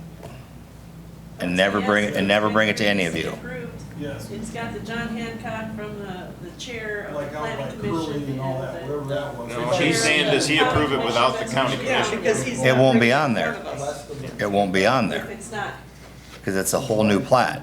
The preliminary plat is a whole different document. Right. The final plat comes, and they won't sign it because it says here that the zoning administrator approves final plats, which means it doesn't go to this board, doesn't go to the county commission or the planning commission. Their signatures are over in the preliminary plat, as are yours. right. The final plat, that's what I mean, it would come to technically, by this ordinance, to, well, 2 out of 3 times, it comes to the zoning administrator, 1 out of 3 times it goes to the county commission. I mean, or what? Clearly, that was the intent of what was supposed to happen. I just don't recall that it ever actually got followed through on. So I guess I'll double check with Rob and I'll pull some plats and see what's been happening. Yeah, but if Rob says that What? if Rob says that the subdivision ordinance being enacted is the resolution, then Then you're covered. you'd be The kind of next covered. You'd one, have I to put think of something. this is out there where, not Curly's, but the next one's like, north and west of there, right? Like, west of the 2 campgrounds, there was like 46 lots or something like in the preliminary plat. Mm-hmm. And they came in and they sold off like 5 or 6, and then like 3 more. That's the last one that I can think of where there was a big subdivision that was being divided out. Well, Greg Reichen's, we just approved, Yeah. we've been approving, that was preliminary platted, and we've been approving the single plats. Finals. On the subdivision ordinance, the But whole they've been positive coming of the to- subdivision ordinance was to give developers a shorter window to have a plat approved. You know, we're putting a bunch of requirements on developers, and what we're giving them is a short window of time to have a plat approved. The administrative process to have a plat approved. That's the carrot you dangle before them to say you're gonna meet all these requirements for roads and all these other things. You know, so, I mean, that's the intent of what we wanted to do. I'm not sure we did everything correctly, that we actually followed through and did it. You know, it was an election year, and we had the Napa Junction thing going on, and whatever all else, so. So I'll do some more background research on this and hope I don't get a plat for a while. 13, page 13 on the lower left-hand side, and this will spur a little more discussion, I'm afraid. Section 601, minor plats requirements.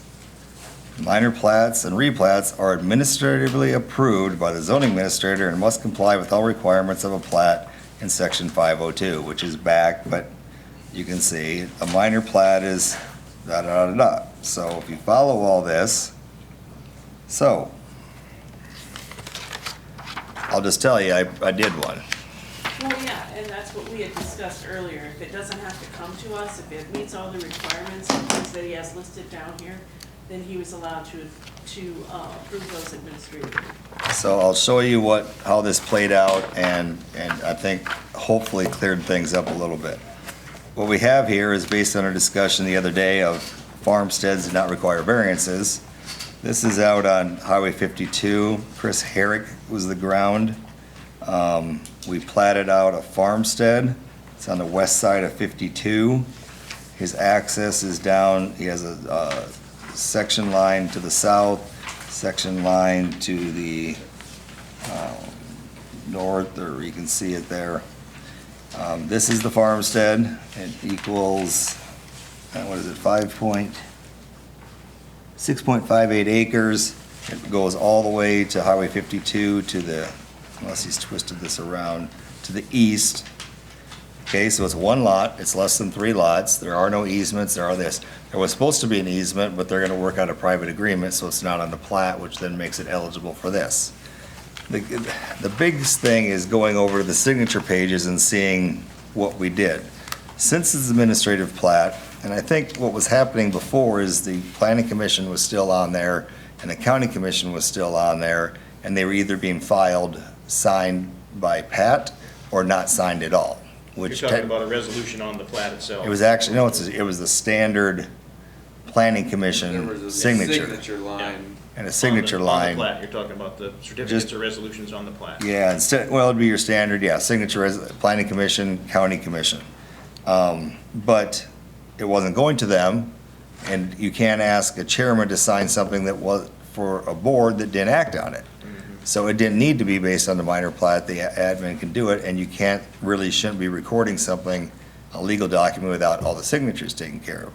So 2 things on this document I want to call to your attention. One is the new thing here that we're really working on based on, is in the upper right-hand corner on the signature page, the approval of the highway authority.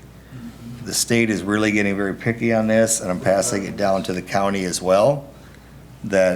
And here Mike Sedlogic basically approved that this is a viable access to a county road, and he approves of the placement of the approach and the access. So he's signed to that. And then what I've done is gone into, the zoning administrator's signature block, and I referenced in this that is authorized to sign, hereby certifies this plat is received, put these glasses, has been reviewed by me or my authorized agent in accordance with section 601 of the Yankton County subdivision regulations and has been approved. So I referenced back to that 601 minor plat that I talked about. And then I had Patty, the auditor, do the certification on her own and seal. I talked to Brian Hunoff or whatever. He said it seemed fine to him and legal. He executed it. His concern was to make sure that somehow it got out in the public that I did this. So I'll work on a way of getting it either to you all in your minutes if I do one, or somewhere else. I am certainly not on a mission to do these, but it worked out very well for this individual because he had basically resigned from his job as a CRNA at the hospital, was selling the property, and basically had his car loaded and headed to Michigan. And I said, well, I'll do what I can, but I worked with John Brandt, we figured this out, I told him how to modify the signature block, and I think in the past, they just kept the planning commission, they were doing them, but not modifying the signature page. Well, we need to modify the signature page to reflect that this is different than the other plats. Talked to Rob about it briefly, he didn't seem overly interested or concerned. So, I think if you do this in the addendum to the minute, you know, the zoning administrator's addendum to the minutes, then it would be read, public forum, and would be approved. and I could just put it as, you know, my report or whatever at the next meeting or so, but I'll just say, you know, I approved a plat for, in this area for these, and just say what I hear tonight or something. Or if you want a copy in your official packet, I can do that too. Whatever you prefer. I mean, I'm certainly not doing anything, want to do anything in secret. But those are the two, how do I handle a regular final plat? Here's what I propose to do on administrative plats, and if anyone has any problems with any of either of those or guidance, I'd appreciate it. The only problem I have is still the whether or not you're meeting 1138 by just referencing 601 in the subdivision ordinance. Is that an acceptable resolution to show that you received that authority from the county commission? Does it need to say more than that? If Rob didn't, I don't know, Rob probably doesn't really care much one way or the other, to be honest with you. You know. Well, no, I definitely want to do it right, and I Well, will. that's the only problem, is you don't You're want gonna this get to a pop up in determination title on it though, right? search or something later. I mean, this isn't something that we are concerned about somebody doing something wrong or whatever. We're worried that 2 years down the line, if somebody does a title search and this says, well, this is signed by the zoning administrator, Yeah, and this is not there's no resolution null and void. of the county commission giving the zoning administrator the right to sign this, you know, you want to have this stuff straightened out Right. for sure I will- legally. And I'm not saying that this is Title. wrong, I'm just saying it doesn't make sense with what I read, and it doesn't make sense with what we went through when we were doing 601, you know. Shouldn't the legal counsel be involved in this to Well, have some kind of? that's where the input? ball, that's honest, to be honest with you, that's where the ball got dropped the last time. But, well, I know, but I mean, there's a chair here. I think Aren't we- they supposed to be here? You know, I will check with Rob, I will do the research and then present it to him and see what he thinks. I will Yeah. reach out to Turner County to see exactly what they did in That's their what I don't know how other situation. counties do it. You know, 'Cause I know they do that. Rob has said if we ask him to be, you know, if we know that he'll be needed at a meeting, then let him know. I just, But if he's Rob not says, gonna- he's if not Rob gonna come says to every it meeting. fulfills 1138, then I'm But fine. they gave, that was given to the state's attorney and it never had any resolution, is what these two are. Well, it sounds like it needs to be completed, the process Yeah. needs to be Just- completed, even if it was done, it needs to be verified that it was done, and we can move on. And move on, I think that's. very- Like I said, I ran it past him, showed him what I've done or what I'm going to do, explained it to him, thought process, addressed that statute. I don't have anything in writing, but I will double check with him again to ensure now that it's been completed. If this plat needs to be pulled or rectified, we'll redo it. I don't foresee that being the case, but I'll do due diligence and make sure we're sitting good, because I don't want anything to happen at all. That's certainly not trying to And short. in writing, you said, right? And you- Well, I can get it, well, if he provides those, I don't know, I've never. Can we mandate that he gives it to us in writing, his Sure. opinion? If that's what we need to do, I mean, what's the big secret here? Is this a secret? I mean, if he has an opinion on it and he renders it and we're gonna live by it, we should have it in writing. Well- Words of a lawyer, not written, not said. The register of deeds is the other person that, you know, if this was gonna be a problem, should have said, I was just that gonna maybe say this is they not correct. would probably have more You know, if Brian was authority on correct. it. Brian, I had a long conversation with Brian on this. His primary concern was open government. I think it was newspaper Brian I was talking to, and letting me know that making sure the public knew and this board and the county commission knew what was going on. As far as the legal process and getting it recorded and what I've done, no problem. Just want to make sure it was open and transparent that this had occurred. Because I'm pretty sure this came from Gary Moore, this codified law, this is what Gary brought up, you know, when we were doing this, so. Other than that, these other issues I'd like to address, because there are things that come up I don't have to do it tonight, I understand, that's fine, I had a late night Tuesday, whatever night it was, Tuesday. So, but those are things that we'd like to address at some point, that do happen every so often that I need to get clarified. But thank you. Say one thing, just quick, that I think we do need. I don't know how many people have a copy of the subdivision ordinance. I don't No, I was gonna bring that up. I've got 2 working copies that we did back when we changed all kinds of stuff, but I don't have a final copy. Can we Okay. get that emailed out to us? Yep. And do we got, who has the sheet with all our emails? Did that get turned into you? Right Brad? here. Over there. Make sure that we can all get That was emailed. part of it, you know, I when don't Jack think was talking to anybody me, here I said, probably well, I has have 2 any old of the- working copies, but I don't know how the final copy ended up in relation to the working copies. One thing too, Brian, I had one of my constituents up there call me today, he came in for a building permit for his hog unit, Dallas Anderson. Yeah. So what's the, I mean, he wants to start building and how? Well, Dallas Hanson, ring a bell with anybody?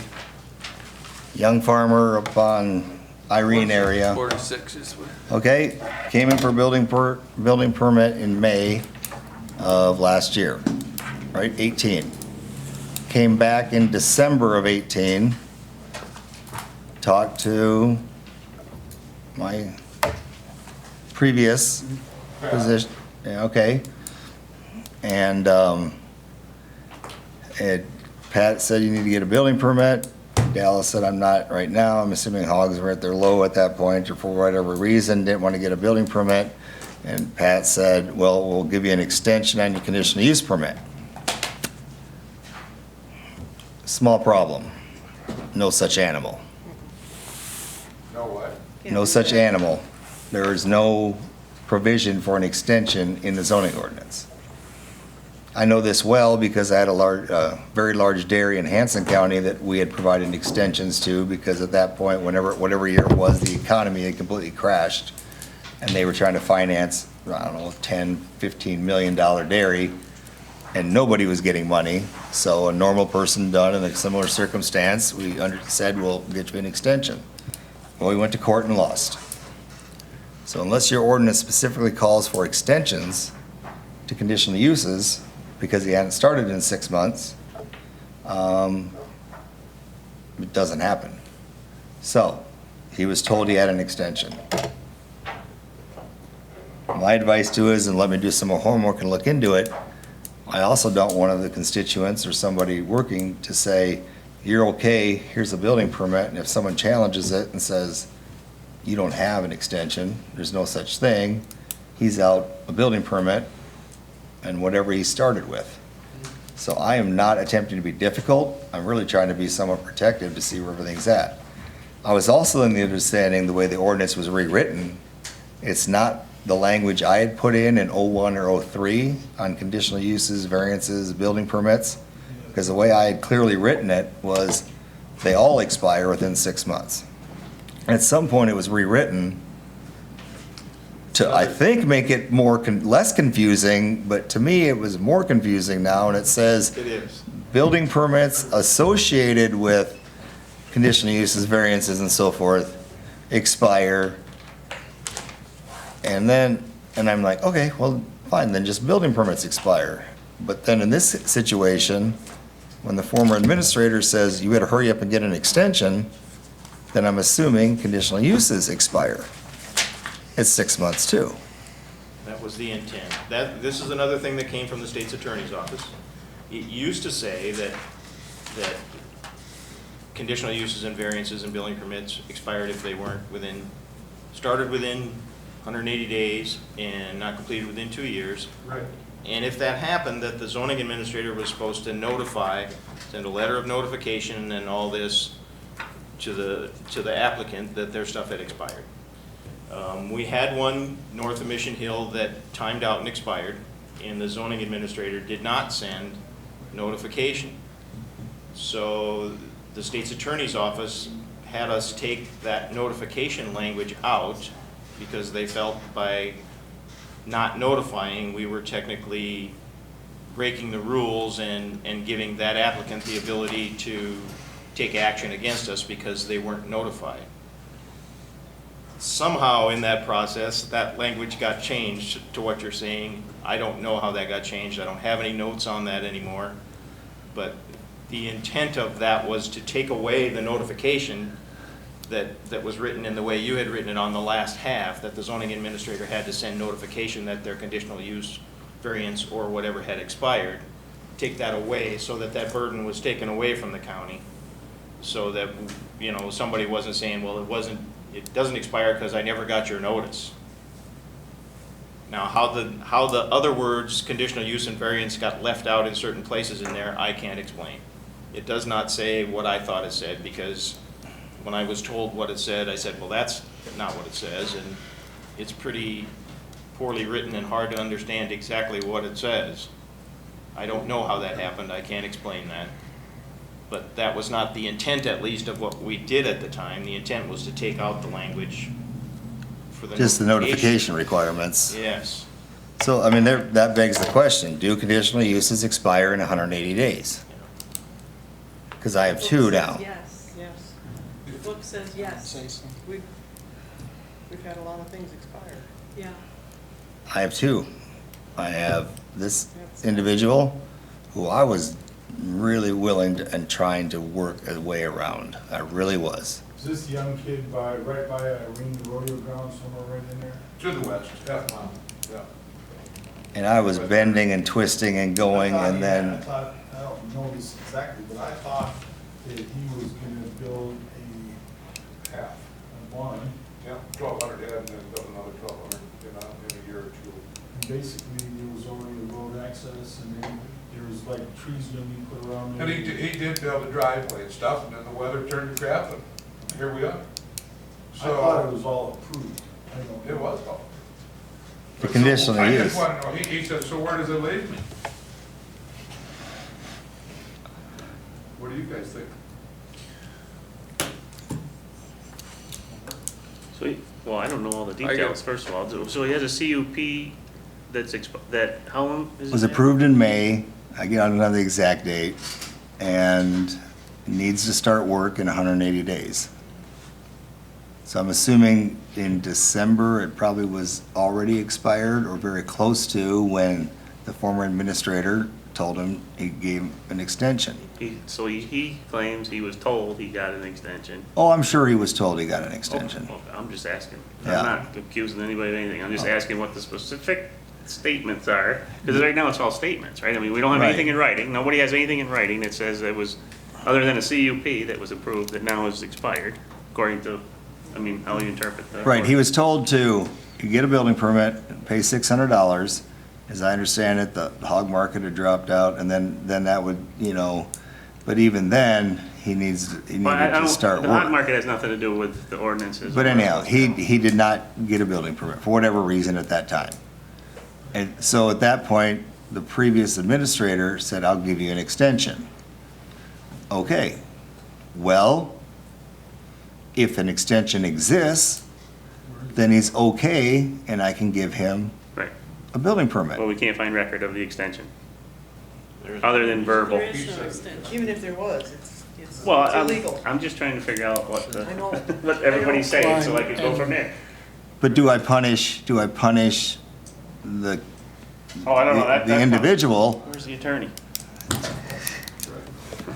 Do I Well, punish the so- individual because somebody, a county employee, implied that he was covered? It would have expired no matter what. See, Not if he had an It would have extension. expired, but there isn't language for an extension in the ordinance. So as the ordinance stands, it would have expired no matter what, if he didn't But reapply. even if he would've got a building permit, And you have a- and the weather we've had, it will expire again and still yeah, won't be built. I mean, he wouldn't have been able to build anyway, to start.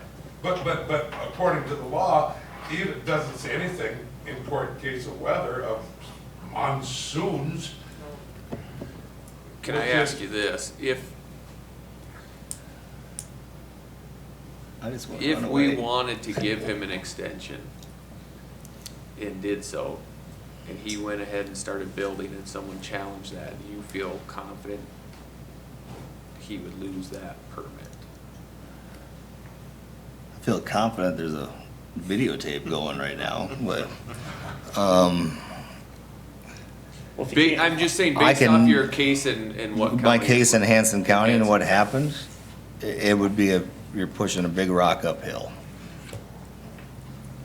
And that's, my concern is for him and his personal interests and his finances. I don't want to say, yep, here's a permit, let's look the other way, go, make a run at it, and it may work, but honestly, I don't want him to hit that and be out halfway through footings and all that expense, and then someone pulls the rug out from underneath him because, But a lot of these CUPs were issued, and then people went and got their financing. I mean, because without a conditional use, why don't you go through this much paperwork to get the financing too? And everything takes time, and the weather has been not friendly. And, yeah, I mean, I just wanted some kind of a vague answer. well, I mean, if we could, I mean, it's unfortunately a fairly probably definite answer. I don't like making it. I also have another one who had a conditional use permit issued in 2017 and came in today for a building permit. It's 2 years old, that's kind of pushing it. It was 2 years old and it was 2 years old in January. 1725. Yeah, but does it say on the conditional use permit when we issued and Oh, an expired? expiration. Yes, at the bottom, Yeah. it Seems like I've says, seen that. Yeah. fine print, I'm pretty Yeah. sure. It should say if It it's the says it same right in one. the ordinance. It says right. I mean, certainly, there's an expiration date on At this- conditional use, but you can't expect somebody to do a CUP and then 20 years later Yeah. build. I mean, that's Yeah. not, that's, Well, one of the things was that place up at, do you remember that guy moved that house in? You know, then he ended up putting a metal siding on it and the roof all fell in. He had started that like 9 years ago, and then all of a sudden, it was still, the permit was, you know, then it got where it's at now, and it's kind of. sure. It's pretty cut and dry in here, but is, I don't know, I just listened to this, but, I'm sorry, I didn't mean We've to got interrupt, but that is fish there? farm thing out there too on Highway 52 Yeah. that got 10 multiple years. conditional uses 10 years ago. Those can't still be Good. good, you Yeah. know, I mean, Yeah. It says right and he here. moved forward originally, but then didn't finish and stuff.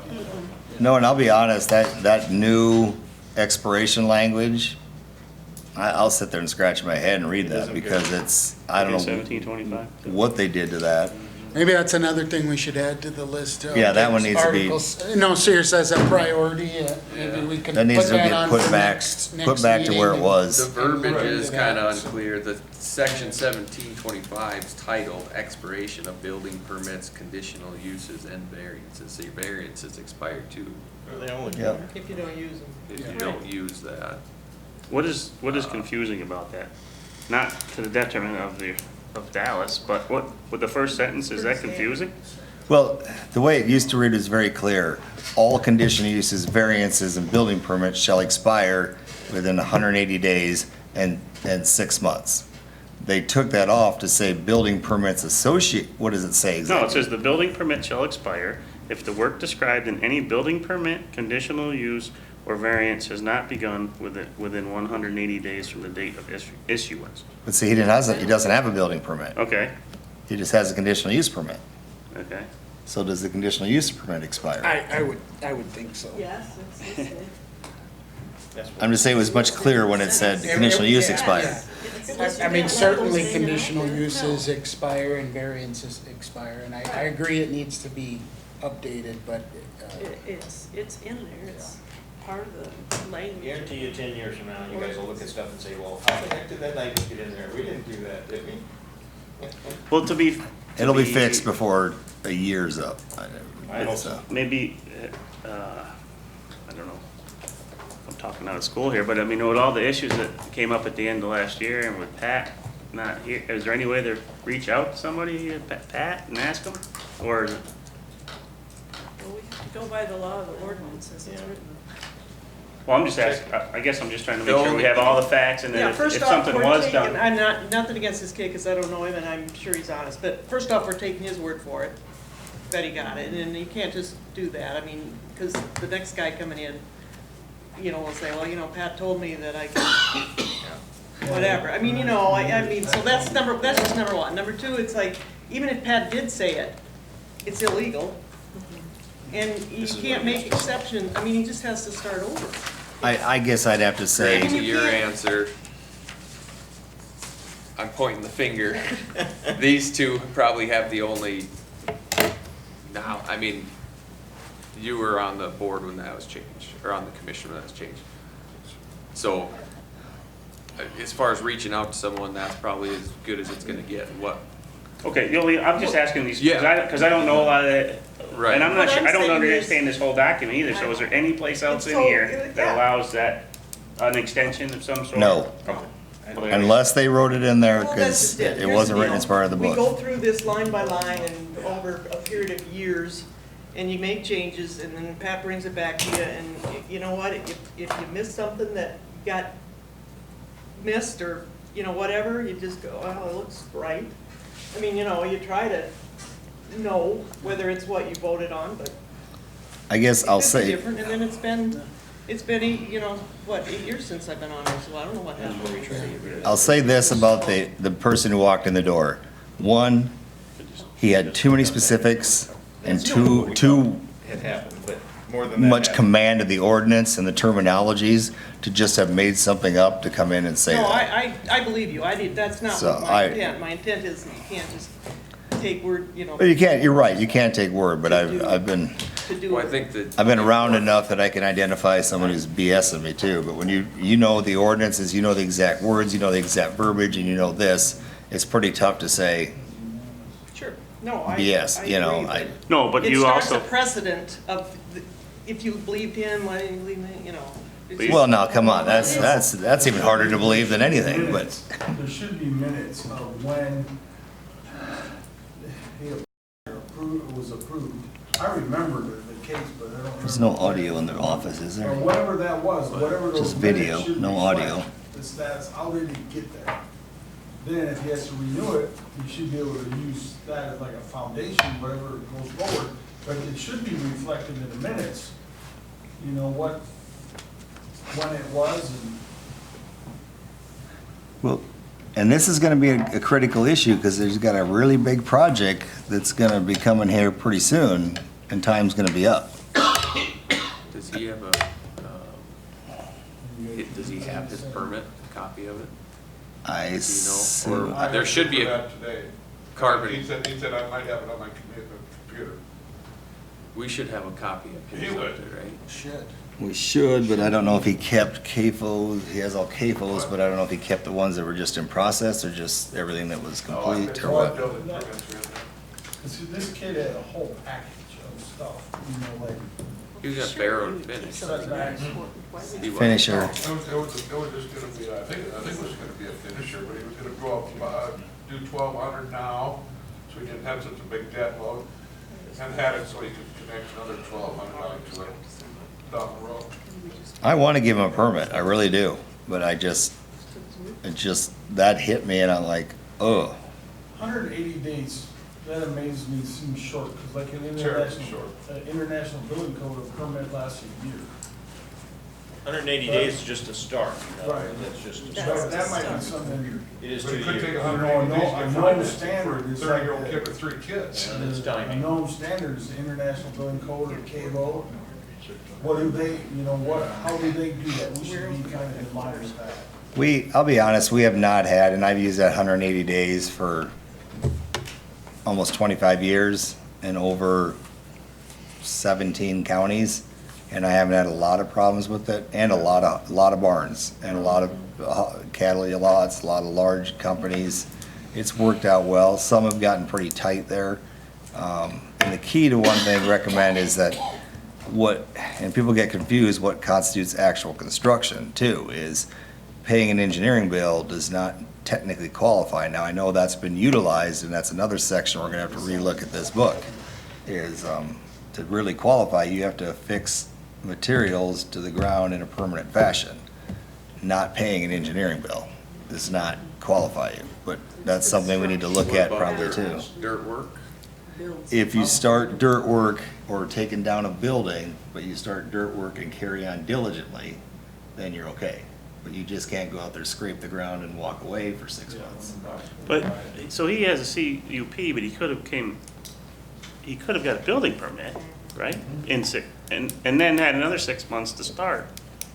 You should have got the building permit in December, but it still probably wouldn't have been finished. Yeah, I see what you're saying. But even that, Well, you said he, I wouldn't get one of them with well, the only thing you said was, that caught my attention was you said he did a driveway. So if he had a building permit, he could have done a driveway, and that would start the work, and then he's got up till 2 years, right, to finish. Well, I'm just saying it- That goes into, that's why I was asking about dirt work. And how And that's that, what he thought he had, was 2 years, Yeah, but he didn't have his building permit. you know? but the CUP didn't cover the driveway. Yeah, you don't need a. Oh, well, see, well, there you go, I don't know all the details of the application, but. So you can get a approach permit from the county I'm wherever just he trying to figure lives. out, I'm just trying to understand. Right, the CUP would have been directly for the conditional use, which would have been the barns. The approach probably was covered by an approach permit if it's a county road or a township road. That's what all he would have needed. He wouldn't even needed a building permit from the county because it's at grade generally. CUP would have been just the hog barn or animal feeding operation based on the ordinance. And he had not started any work on that. And even that, if he transitioned from that to a building permit, that conditional use clock is still going because that is the basis for the building permits. You still have to start the work mentioned in the conditional use permit within 6 months. You can't just get a building permit and reset the clock. Right. So we need to, and that might be something, if that's been an issue here, we could adjust those days. We could put in provisions for, if necessary, this board could grant, or the planning commission, or whoever could grant an extension.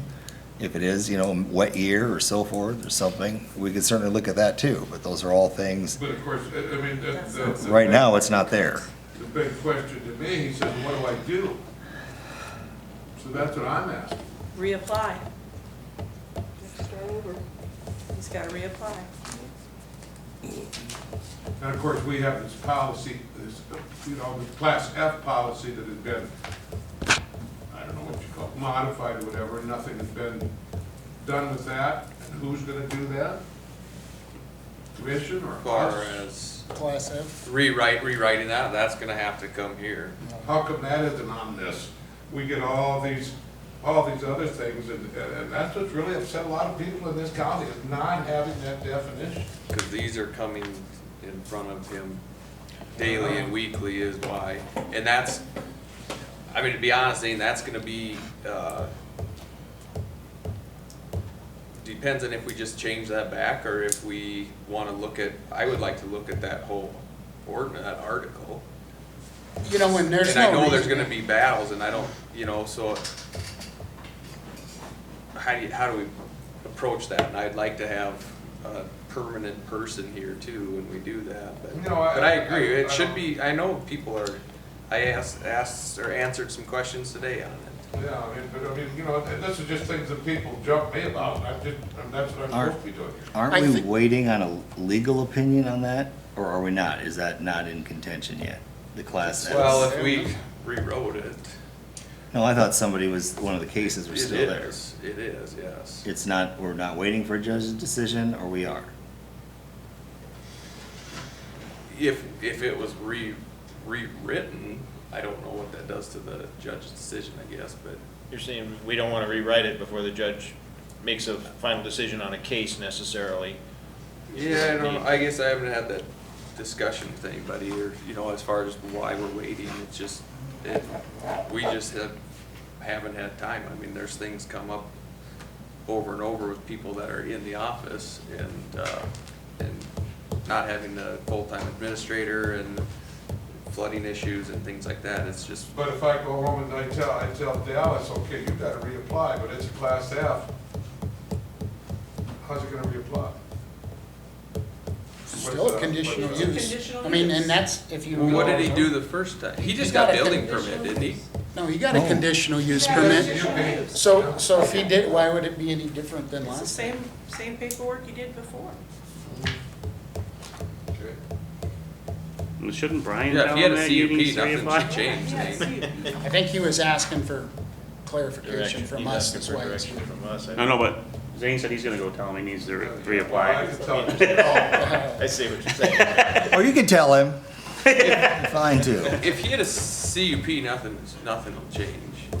I was thinking he just got a building permit though, for whatever No, reason. no, that's, No, his CUP expired and never got the building permit in December. He did, I'm pretty sure. I guess I'll ask, I can talk to him. No, he had a CUP that was expired in December, and that's where Pat said, you need to get a building permit. I'm not comfortable with the building permit right now. And he said, well, that's fine then. If you don't get a building permit, I'll give you an extension on your CUP. Okay. And that's where and I'm sitting there and kind of really ruined his day and told him there's no such animal. There isn't. Okay, so, time being 20 minutes to 10. So much better than I know. Public Let's comment, do we still need to do public comment? Public comment. That's not On the me. discussion that we've had today. Did you Does get your anybody else answers, Brett? want to- Did anybody Is send anybody it? on the list? On the plat. I For was public good as comment at the back of the room? The magical piece of paper. Magical piece of paper. There's nobody on the list. All right. Okay, so if no one has any additional comments, then somebody could possibly make a motion to end this meeting. So moved. I'll second. Okay, all those in favor? Aye. Aye. Any opposed? Sure. Okay, hearing none, this meeting is now adjourned.